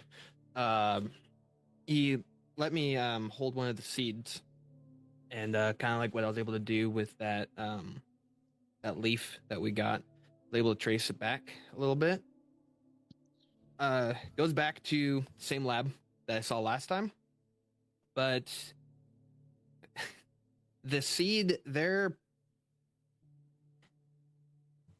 So you know when we step into the other side, that feeling that we get. They're doing something similar with the seeds, but it's an unwillingness that they're pulling from that side and putting it into the seed. There's this part of it that, and that's why it's so hard for us to try and take care of and try and get rid of it, because it's coming not just from here. They're combining it with other things, which Eliza and I are still trying to wrap our heads around on how that is able to happen, because Bane's, and what this is essentially, Bane's can attach to people, and yeah, they can attach to things, but this is different how this is being done. Like, this is almost being forced to happen. And I'll be transparent. When that happened, thank you, Aspen and Eliza, for stepping in. My affliction that's going on happened, but worse than what happened at the house. I got really upset that the seed was taken from me, and I lashed out at Aspen and Eliza. I don't remember if I lashed out at Spud at all. I think he kind of went and cowered in the corner. So I gotta be careful anytime. Like, I want to help, but at this point, the three of us talked, and I shouldn't be doing any form of gift or anything, especially outside the Caern. At this point, Eliza pipes up and says, "First off, Arthur, welcome back. It's wonderful to see you, and you are looking marvelous, of course, and you're much welcome here. It's your assistance will be very, very helpful. Secondly, I have looked upon this, and similar to how a Fomori is created, it is like a possession of sorts, but it's different, because a possession is usually handled similar to a banishment, simply forcing the spirit out, forcing the bane out is usually just enough to take care of the problem. The problem is the bane has manifested itself in a physical form, being created into the plant. So the plant, the infection itself, is holding the bane in place. The infection is actually taking a physical nature. So spiritual banishment isn't enough, because the bane is contained within the physical matter of the plant. It is almost like a cross genetic hybrid of sorts, which is unlike anything I've ever seen and didn't even believe was remotely possible.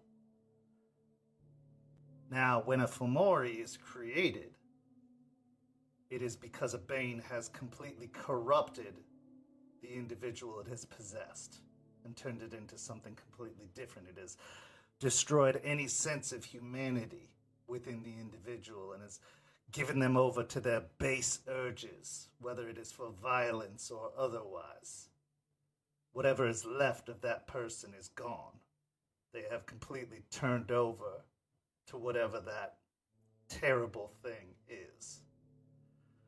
This, however, is different. It is eating them away from the inside and replacing them. It is infecting them, quite literally. It is, well, it's killing them, plain and simple. It is growing within them. So, the usual methods won't work. Spiritual exorcism won't work.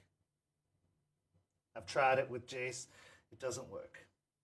Now, blocking him off seems to stall the effects, but only temporarily. And I believe most of that has to do with the Caern itself. I believe the protective forces of the Caern are helping slow the progression. And his own regenerative capabilities are definitely helping with that. It's fighting the infection as it would any other disease. But it can only do so much. It continues to grow, albeit slowly. And that doesn't help humans. They don't have that capability.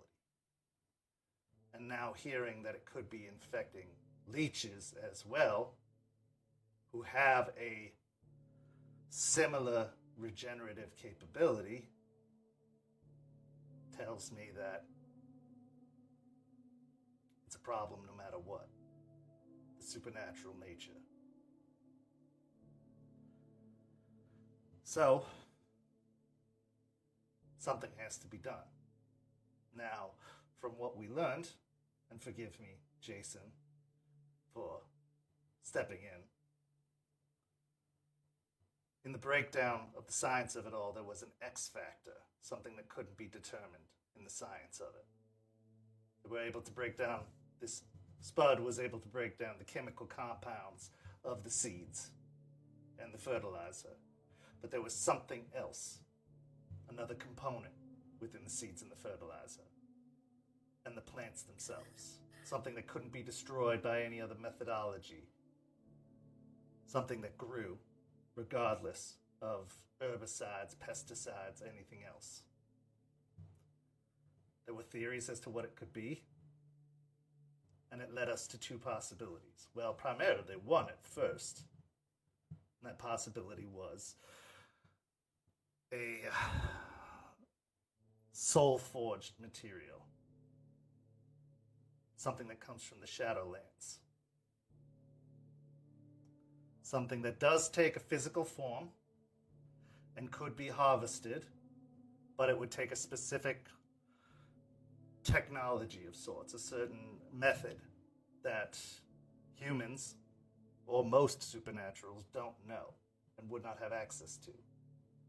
Only beings of the Shadowlands, only beings of that particular plane of existence, that particular realm of the Umbra, would know. And they would not give freely. In fact, they would be very, very unhappy to learn anyone had. I found that to be highly unlikely, but I was not willing to rule it out as a possibility.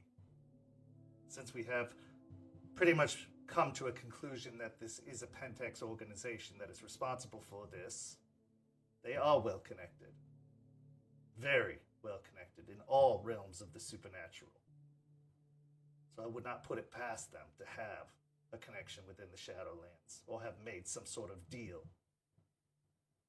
And if they are harvesting the plasma of spirits or the technology to harvest some sort of manifestation of Banes into a physical form, to crossbreed them or manifest them into plants, that's a problem. But then, Jace had an experience, and I will, of course, pass it back over to you, Jace.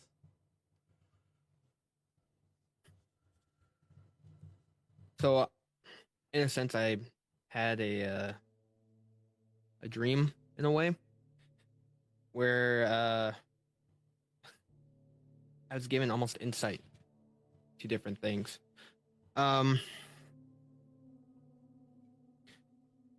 Just remember that turtle I told you about? Yeah. Well, in this dream, I found it. It's surrounded by some fog it can't get out of.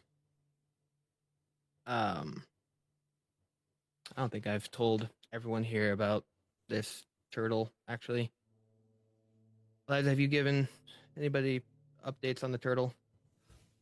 No, I've actually been holding back on giving the full detail on that since it was your discovery. I wanted you to be able to look more into that and relay that. Okay. Well, now's a good time as any. So there's this patron that's been lost for a really long time, known as the Turtle. It was one of three brothers that took on this giant devourer. It ate worlds, ate souls. Turtle went and sacrificed themselves to stop this thing. In doing so, it looks like it got pushed to a different area of existence that it doesn't belong. And in turn, became forgotten about until recently. It started waking up, small little stirs, little movements, and it seems to have occurred when this place got woken up. To just add to that, it wasn't just the spirit, the turtle spirit. It was the entire tribe sacrificed themselves. They're the ones that built the cairn.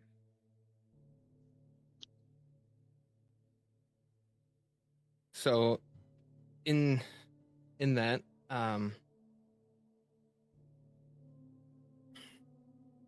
finding what's lost and bringing it back is one of the things I like doing. It's one of the purposes I have. But it's very stuck, and trying to get it out can be very difficult. When I awoke from that, and I gave Eliza some of the insight, she first said it was all the drugs and stuff that I was taking that was giving me these strange hallucinations and everything, which is valid. But this felt very different than all the other things that she'd done. Yes, I've taken way more drugs in the past month than I've taken in my entire life. Thank you for that. And chewed on more roots. So, but she had a breakthrough, in a sense, where cold iron, Mama Ross kindly cut me, and then exposed my blood to this cold iron, and it had a reaction to it. So looking into that, cold iron seems to be that X factor we were looking at. Now, this doesn't entirely rule out the possibility of wraiths in the Shadowlands. They also have a negative reaction to gold iron, or at least so the methodology or the readings say. That's why you see a lot of wrought iron fences around cemeteries. It's to keep the spirits in. But from the experience that Jace had described, he went to a place that is believed to be the land of the Fae. Now, this is why I immediately assumed a drug trip from the descriptions he had given me. I had believed it to be a myth, but also many would believe us to be a myth. So keeping your minds open is a very important part of all of this. If it is true, there is a belief that Fae interact with our very world. Some of the inexplicable things that happen, plus with the involvement of plants and nature, lends me to believe more towards the involvement of Fae than the involvement of ghosts and wraiths. The fact that this has less to do with the worm and more to do with the wild lends me to believe the involvement of Fae and less wraiths. If that's the case, one way or another, cold iron causes a reaction. And if that's the case, cold iron could be the X factor that Spud was looking for.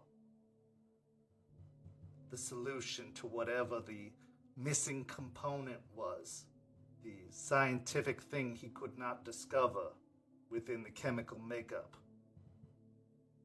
of the fertilizer, of the seeds, of the fungus. If that's the case, cold iron is the solution. Now, cold iron is also very rare. It is an old technology. Lucas, I'm sure you can speak more on this, as you are the metallurgist of sorts in our midst. As we learned from your magnificent, she gestures towards the clave hanging on the tree, work. Yeah, pure cast iron. Yeah, nobody uses that anymore. But I have an idea. Gonna need to go antique shopping because this is Florida. There's a lot of old people here who have estate sales, and nothing is more prestigious than a cast iron pan. So I bet if we start wandering around the antique shops, I could probably gather up a supply of old cast iron cookware.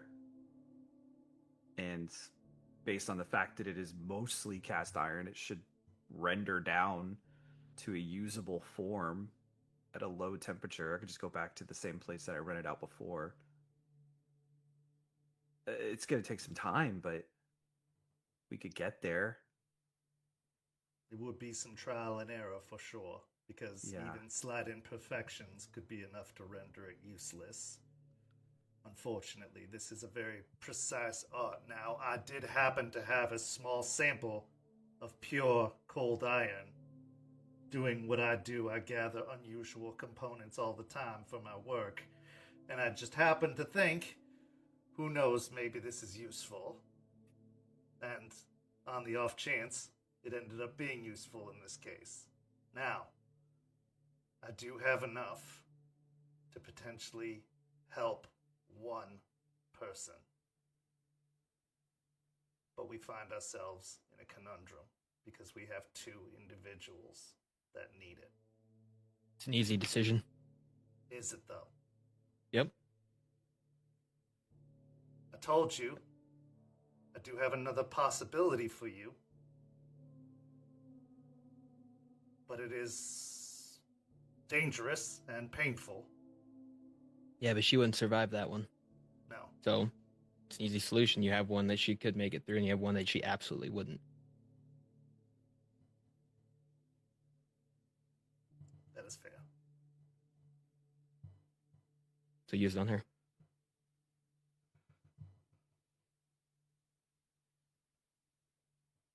All right. This would be the only supply we currently have until we could gather more. It's fine. I'll find more. I'll find more. Just help your friend. We'll find more. Jason, we absolutely want you to be better, and we're gonna get that done. But I think at this point it would be much better to help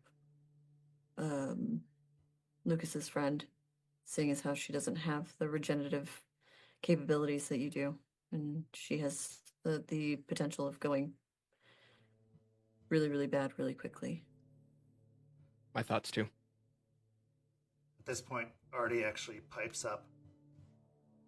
Actually, this is something that I can possibly pitch in on, funny enough. While I was out traveling, I was up in the mountains out west, visiting Colorado and Washington and a variety of other cairns in the Pacific Northwest. there are mines still operating out there, and they do operate in iron ore, pure iron ore still. There are few and far between. It is still a very old art, but they do still operate. Now, getting to them is difficult. Most of the cairns out there were trying to shut those places down. They were trying to do away with those places. So convincing them to try and make use of those places is going to be difficult. But if it means dealing with another threat, maybe they can suggest some solutions. It's a possibility, but there are places, even as close as Tennessee, that have mines that we could access that could possibly be sources for it. The only other thing we're going to run into is making it, but if Lucas can handle that, it's possible. I mean, we could just get him the ore, he could handle it. But they'd want something in return, obviously.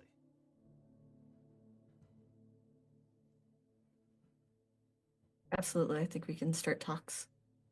See what we can figure out. If that's another option, we'll do the antiquing as well, to see what we can get from that. But I think conversations with other cairns, other seps, to try and figure this out might be beneficial, seeing as how it could be potentially a worldwide thing if we don't take care of it soon. If we can't convince them, I think it's an opportunity to have conversations. Well, I can tell you that we have inroads in Washington. Washington is on our side. Colorado is tenuous at best. I do have, he looks to Jester, I have established contact, and there is progress being slowly made there, but it is very snail's pace, and they will not be doing us any favors, but we are talking. So I wouldn't go asking them for anything right now. But Washington, obviously Duncan is on our side. We're good there. He will help us, and there's no problems there. So we've got someone in Washington. I went to Oregon. Matthias's predecessor his protege has taken over leadership and is willing to work with us. That's not a problem. We've got inroads out there, so there are possibilities still. So I wouldn't expect them to outright reject us, but they'll probably need some help. I mean, from what I saw out there, everybody's struggling in their own ways. Numbers are a lot lower than I thought they'd be from previous visits to moots and stuff. We're falling behind. Not a lot of new Guru being made these days, it seems.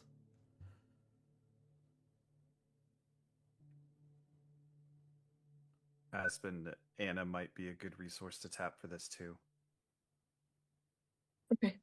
I'll have a conversation with her and potentially call Duncan and see what we can figure out together there.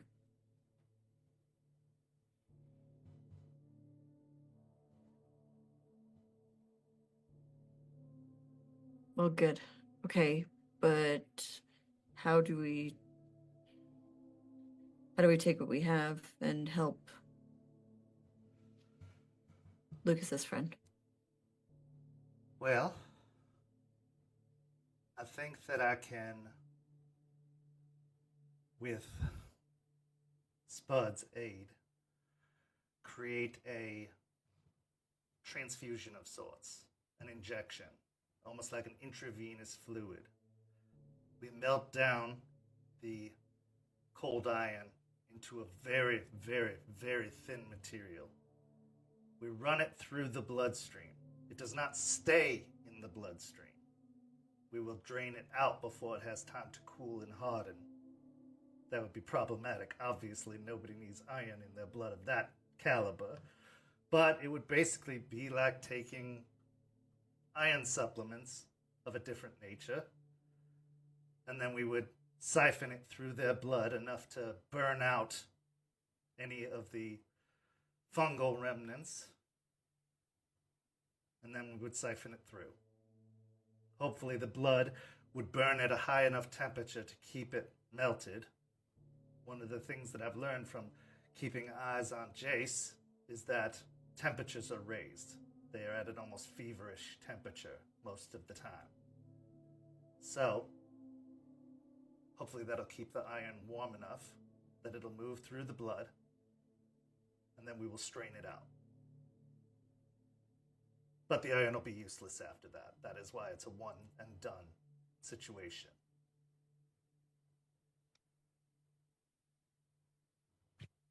Now that'll work for infected.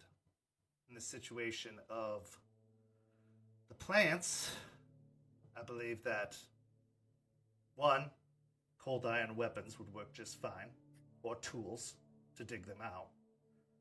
Or perhaps making a smoke of the cold iron could be enough to work and dissolve them.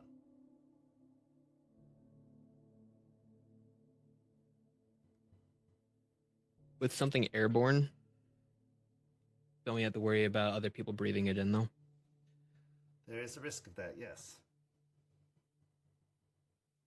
It would be hard to do over a wide area unless we diluted it enough. Right.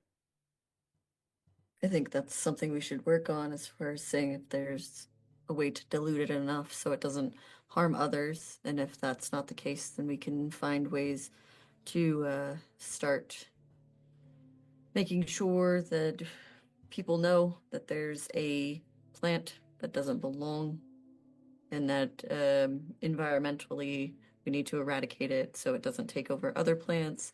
And with that out in the open, I think the city doing something about it wouldn't be too crazy for people to keep away of as we get rid of them.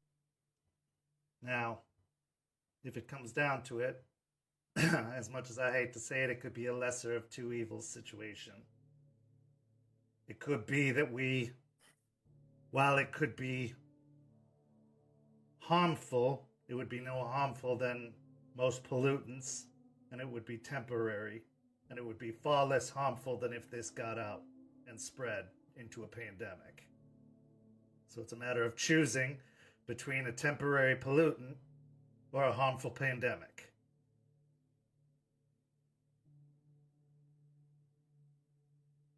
Necessary evil. It could be.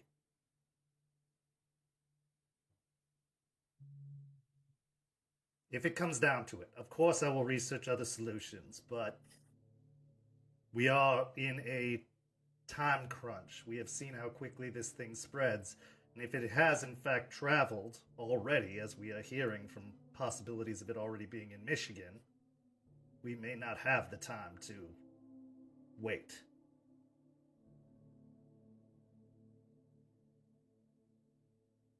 We'll all get on it. We'll get it done as quickly as possible. To this point, though, another thing that I want to talk about, you've touched on, Eliza, a little bit of how we could help Jason.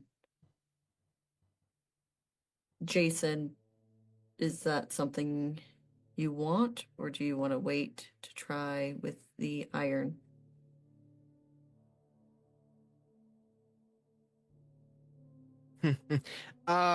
Man. It's the decision needs to be made.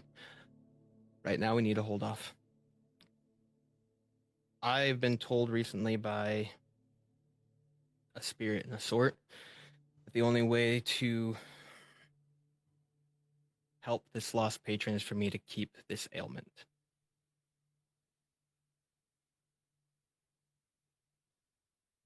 I was brought here to help spirits, to help you all get on better terms with them. What better way than bringing back something that was lost from here? Unfortunately, the only way for me to do that is to keep the thing inside me. Well, I think that's admirable. We don't need you sorry to say, we don't need you weak and in a position where you can't help, especially with all of this coming to a head. I understand that and know that it makes perfect sense. In order for me to help further and get more information, this that's inside me is the key in order to make that happen. As of right now, if something changes, I'll let you guys know. But I can't just let Turtle be there. It's not where they belong. They've been lost for too long. And that could be why things are so off balance here.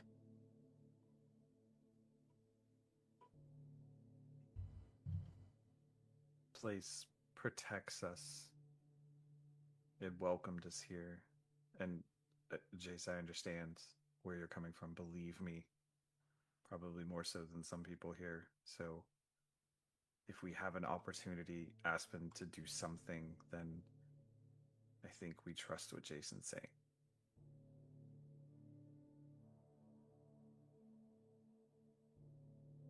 Okay, then how long do we wait? I wish I had the answers. I do. We need when we pull the plug. We need one, because then you guys are going to have this conversation with me over and over, and I'm going to be against it, and you guys are going to push it, and I need to know what the answer is. Until we have another cure. So until we have That's the how long iron? you have. Yes. I think that's fair, Jason. I think it's fair. It's a compromise.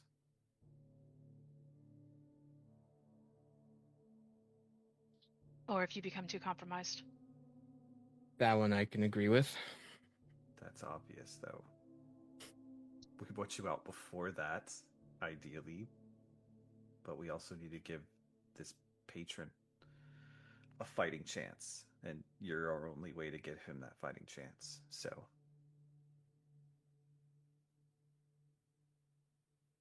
I'll agree to once we come up with another one, another cure. If I haven't figured it out by then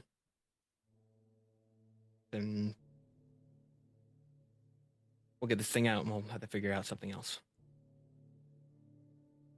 Okay.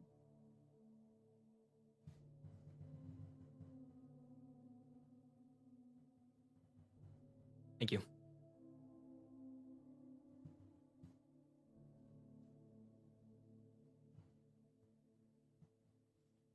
Does anyone else have any other business?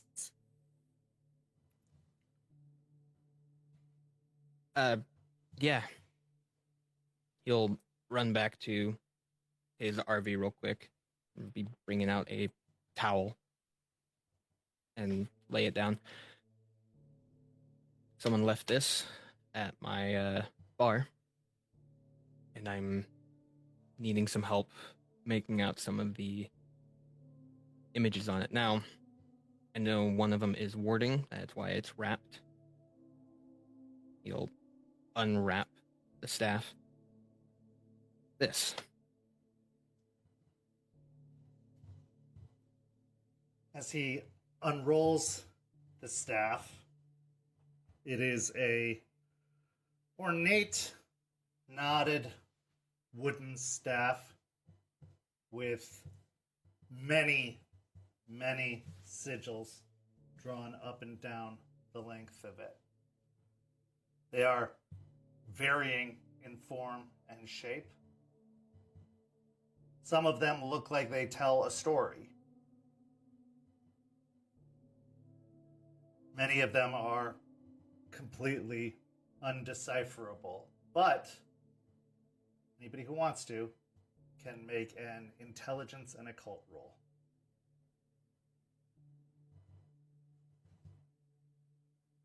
I'll assist anyone who wants to do that.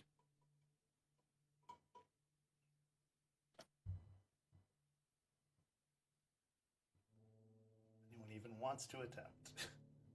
3. 3. Okay. So, similar to Jace, you are able to make out one of the glyphs seems to be a warding glyph of some sort. Now, what it wards against, you're not entirely sure. but it does have an aspect of shielding against something.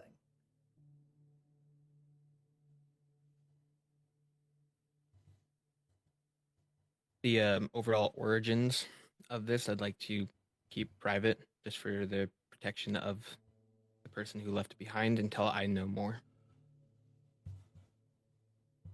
Eliza studies the staff, as does Artie, who leans in with curious intention. He then kind of reaches into his pocket and pulls out his cell phone and then looks to you. Can I take a few pictures? I don't see why not. He then starts photographing some of the images on the staff. Eliza looks over the staff a few times and then gently touches it and rolls it over.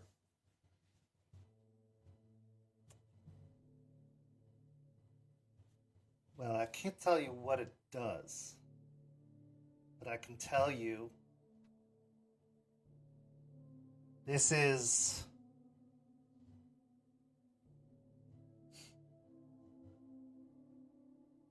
there are individuals in this world capable of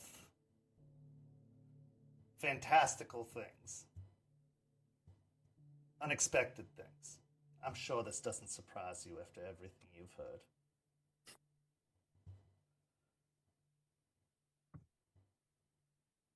I told you that that we're not the only ones capable of entering the Umbra in the past. Yep. Based off of the designs on this staff, whoever created it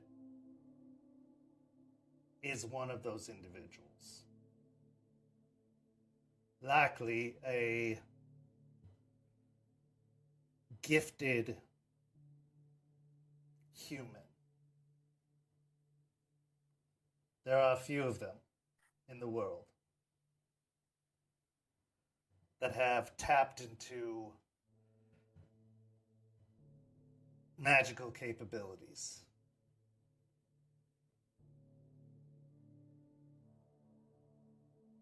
I have seen symbols like this before,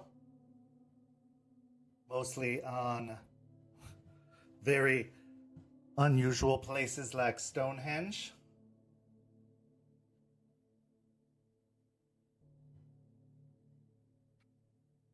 I don't know what they do.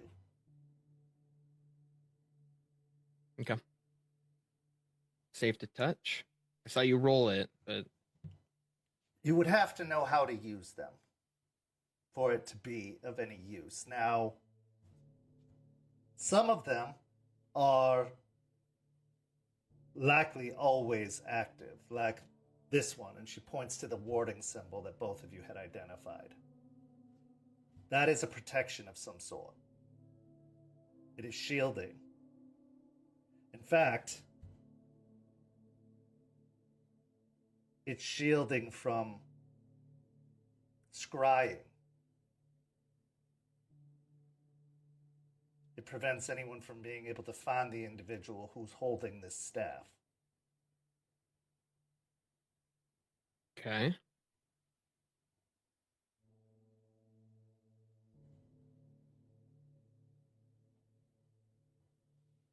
So whoever was carrying this didn't want to be found. Or at least didn't want to be found by somebody.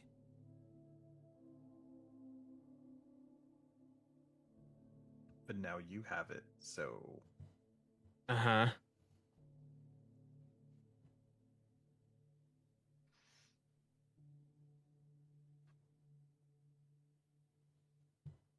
I hate this guy.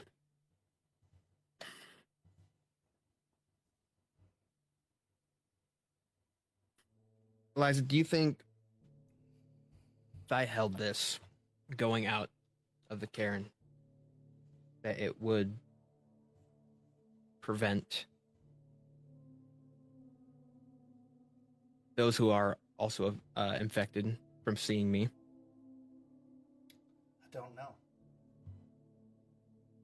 I think that it is possible, but I cannot guarantee it.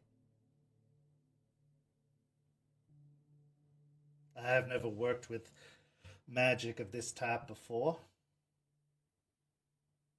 It takes a certain kind to be able to wield it.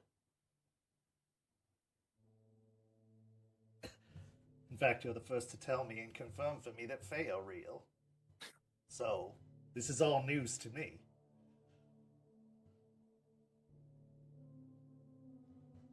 If I were to, I brought this up earlier. They've agreed to meet with you, Eliza. Now, I will leave it up. This is your secret source. Yes. I'll leave it up to the pack, though, because I don't want to put Eliza. I don't have any inkling that this person would cause any harm. They've been more than helpful and kind since I've been here in Tampa. But I'll leave it up to the pack. If you guys don't want this to happen, then it doesn't have to. I just think they're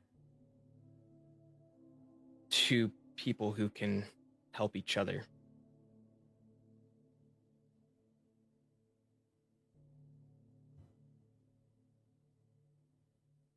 I think if you think it's safe, Jason, then I don't see a problem, but Charles will be nearby. I would have it no other way. I always feel a little bit safer. Feel like I can talk all the shit I want with suit behind me.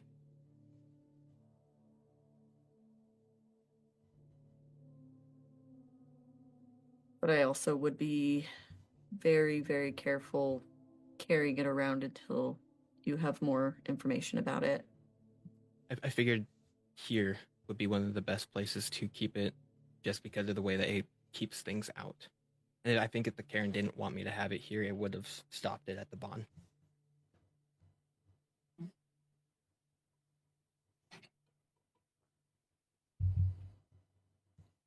So, Eliza, do you want to meet the magic man? I always find new and interesting individuals enlightening, and, well, they do seem curious, to say the very least.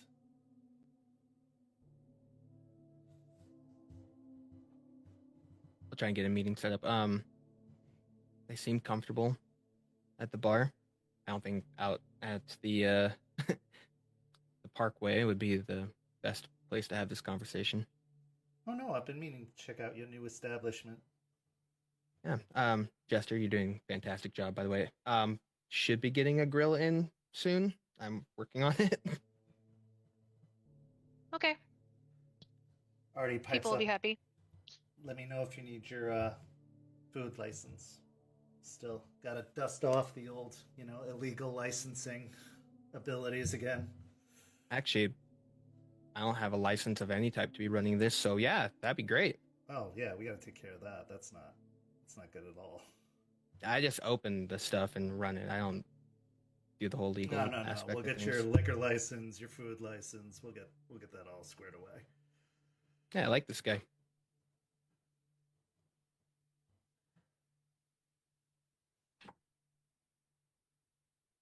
Well, Charles, who's been quiet this entire time, speaks up. In other news, as far as the new pack is concerned, did you have any marching orders for them currently?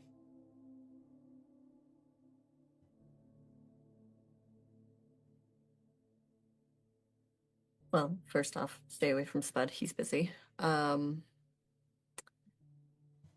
There is any information that we could get as far as leech plant monster. It's probably a good thing to get out of the way. If you think they're ready for that, that's kind of a big thing. The rest of it is kind of about speaking to the right people and doing the right research, which are not the greatest with others, as it seems. I can point them towards some investigations that I have been looking into. Some street level things, but shouldn't be a problem. More bonding exercises, if nothing else. Whatever you think they're capable of doing. I don't want to push them too far and have them get hurt. They're perfectly capable of pushing themselves too far on their own. But let's not add to that, I guess. Charles, I will say that Juniper was helpful when she came to visit in the cairn, so if she would like to assist in the duties here, I'd be more than happy to find work for her. I'll make sure Stakes lets her know.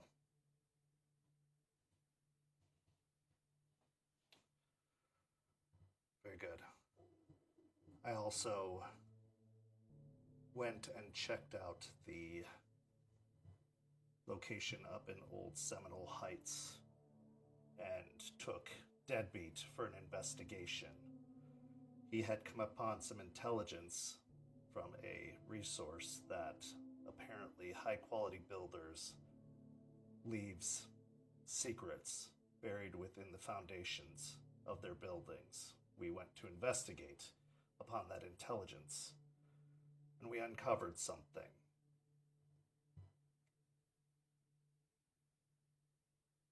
Something I didn't think was possible.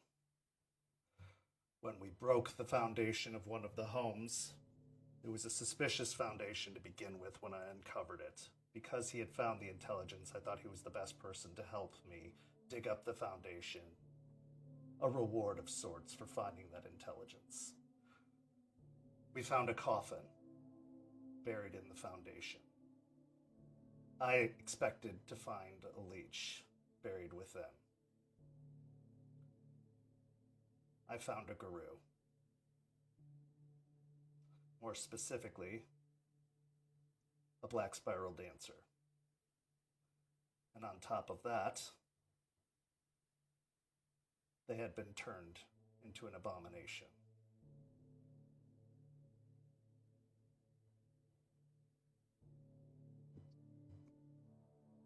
Oh, what? They had been That's turned so into a bad. vampire. Yeah. That's possible? Apparently so.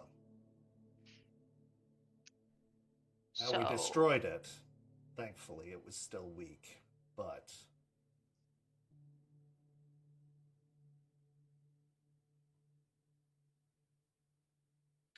There were rumors during the Blood War in Chicago of something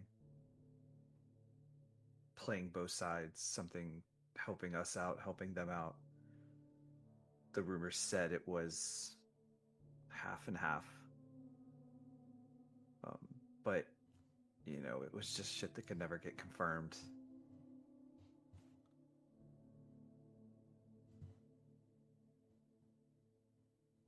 So they still weak to sunlight? here's the good news. I believe because of the condition of it and where it was kept, I believe it was an experiment gone wrong. I think that they found that they created something that they could not control, and so they buried it. That is why it was encased in concrete. It was locked in a coffin that was lined with silver. I think they were trying to rid themselves of one of their mistakes. So I do not believe this is a threat that we should have to contend with. That's my current analysis. Perhaps even this was an early experiment that led to what we are currently dealing with.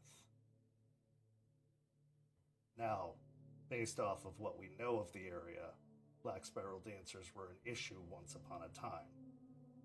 Perhaps this is from that era.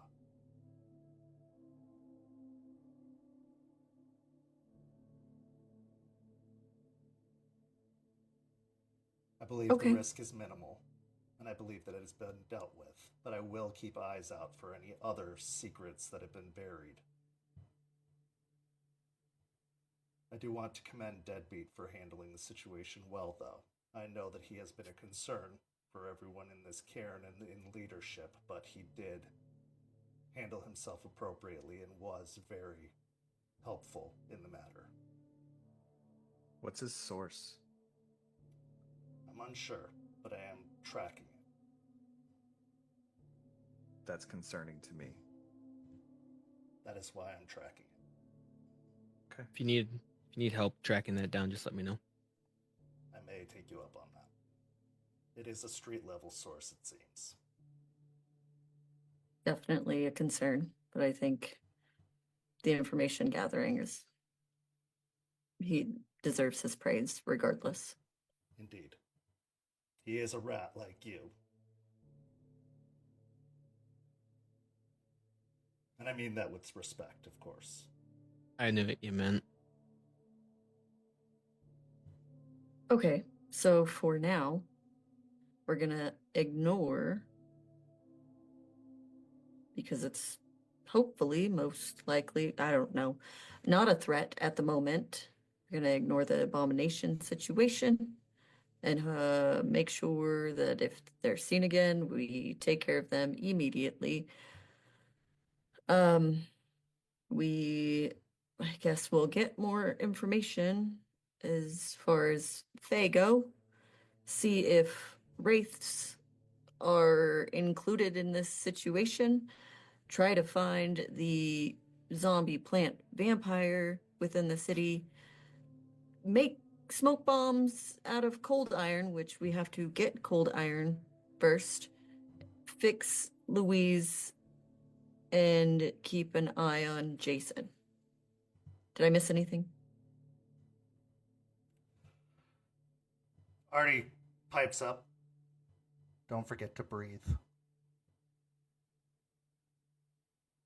Yeah, kind of. Yeah, okay. Oh, to that point, Artie, I need you to look into a certain family for me for one of the other pack members. Okay, I can do that. Thank you. Eliza, kind of hearing about the abomination, had fallen quiet but speaks up. I know this news about an abomination has everyone worried, but I want to say, if they were made of Black Spiral Dancer's stock, it's because they had given themselves over to the worm that they were likely able to be turned. Gaia protects us from such things. That's why it's not common and unheard of. That's why it's a myth. Dancers, they're worm stock. They're already 3/4 of the way there. It's not unheard of to believe that they could have made it the last fourth. So don't fear yourselves being likely to be at risk of it. Just, it's concerning for sure, but I wouldn't worry about it. You're not at risk of becoming anything like that, as long as you stay true and on the right path.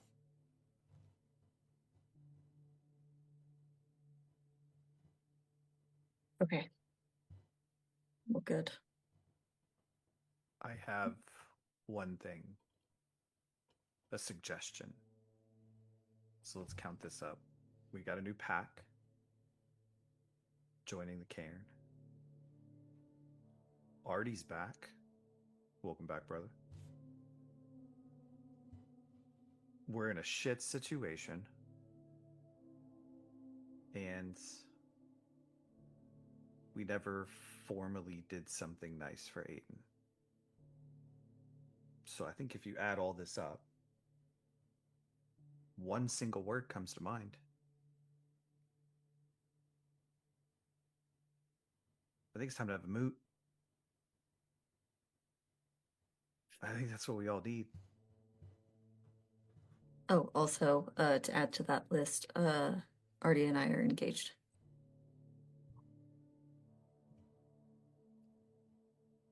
Okay, so there's 5 things.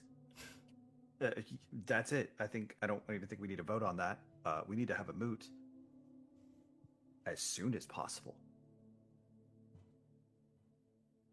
Jester and I were speaking of doing something for Aiden, and I wanted to be able to get Duncan and Terrence potentially down for it as well.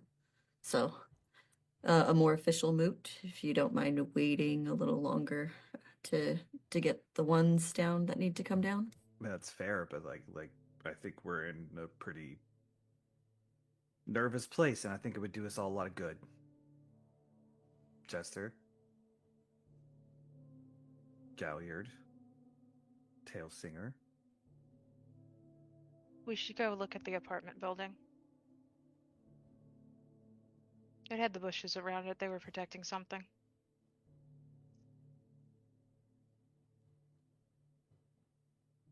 What? A moot's You fine. mean We should go underneath look at the apartment building. We didn't go inside. We probably should have gone inside and looked.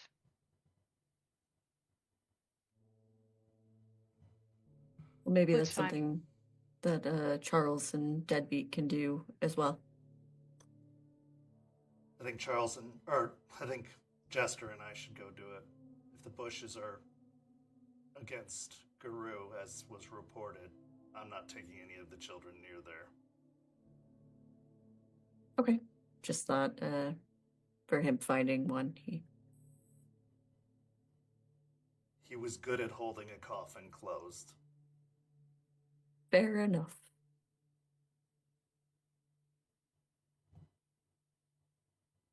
He likes to. Go ahead. I mean, he's a rune, so he's not bad at fighting, but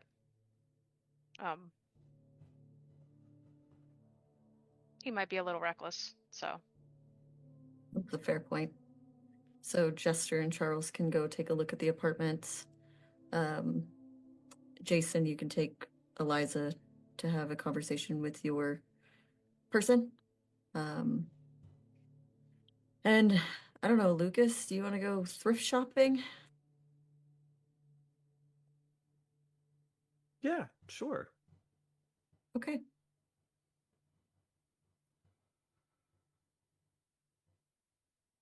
Sounds good. It's good to be back and to have a plan, Artie says.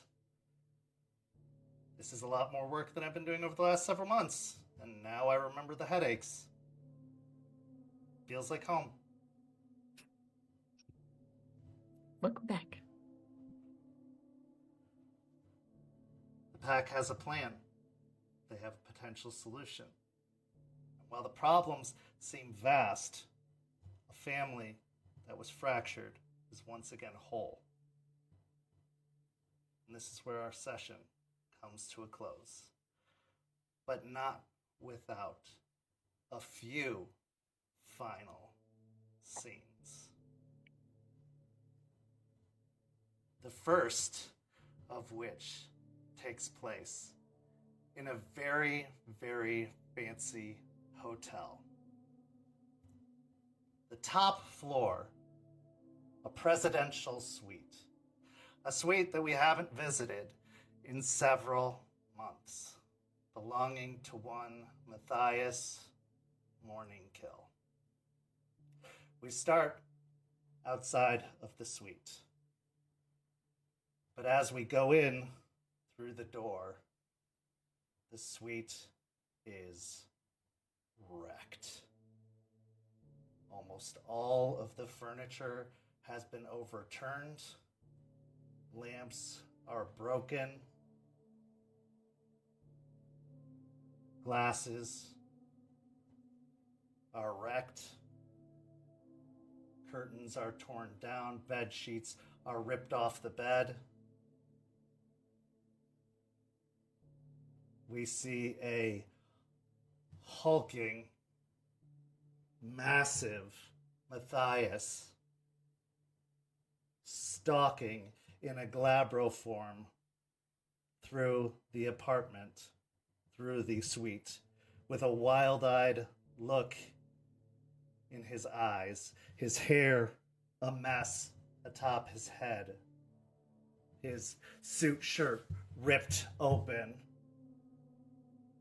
barefoot, his pant legs ripped. He stalks over towards the mirror, which is already cracked. And in some of the cracks of the mirror pane, he sees his own reflection. But in the other cracks, we see the lizard face of Hashigat, smiling with glee. We then transition to a laboratory at Piney Point, where we see, once again, seated at a desk, the hooded individual with their head down. They begin chanting in an unknown language. And as they lift the hood, beneath the hood, we see a vertical red eye open beneath the hood, shining with a red glow. And as we pan back, several of the plants nearby start to grow and twitch and lash outward.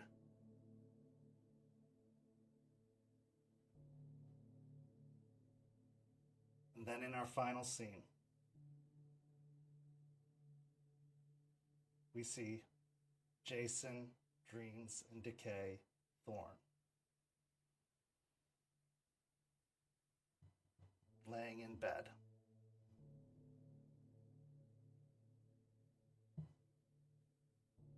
We see his eyes open. We see him sit up in bed in the RV. It's the middle of the night. He walks outside of the RV and looks up at the moon. But in his mind, he is screaming as he has lost control of his body.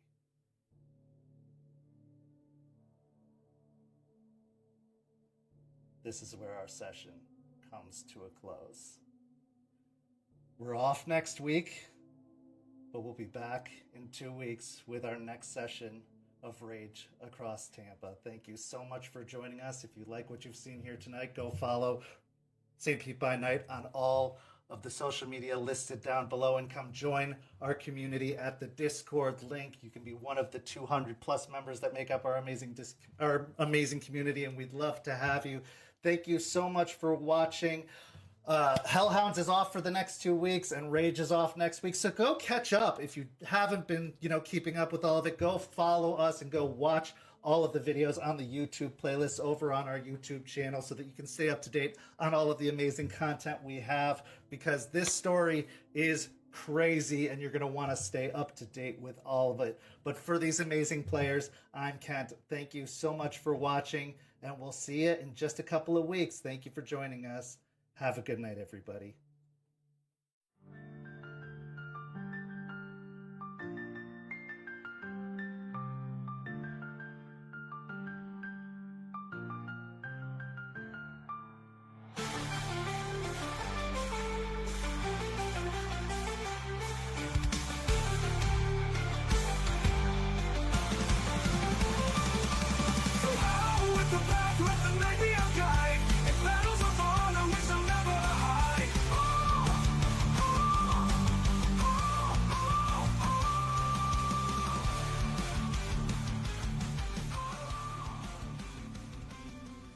This has been a St. Petersburg by Night production.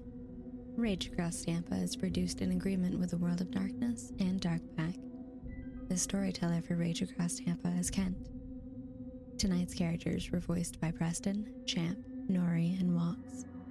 Visit our website at stpetbynight.com for more information about all of our productions and how you can become part of our community. Thank you for listening. Until next time, fangs, stakes, and claws out.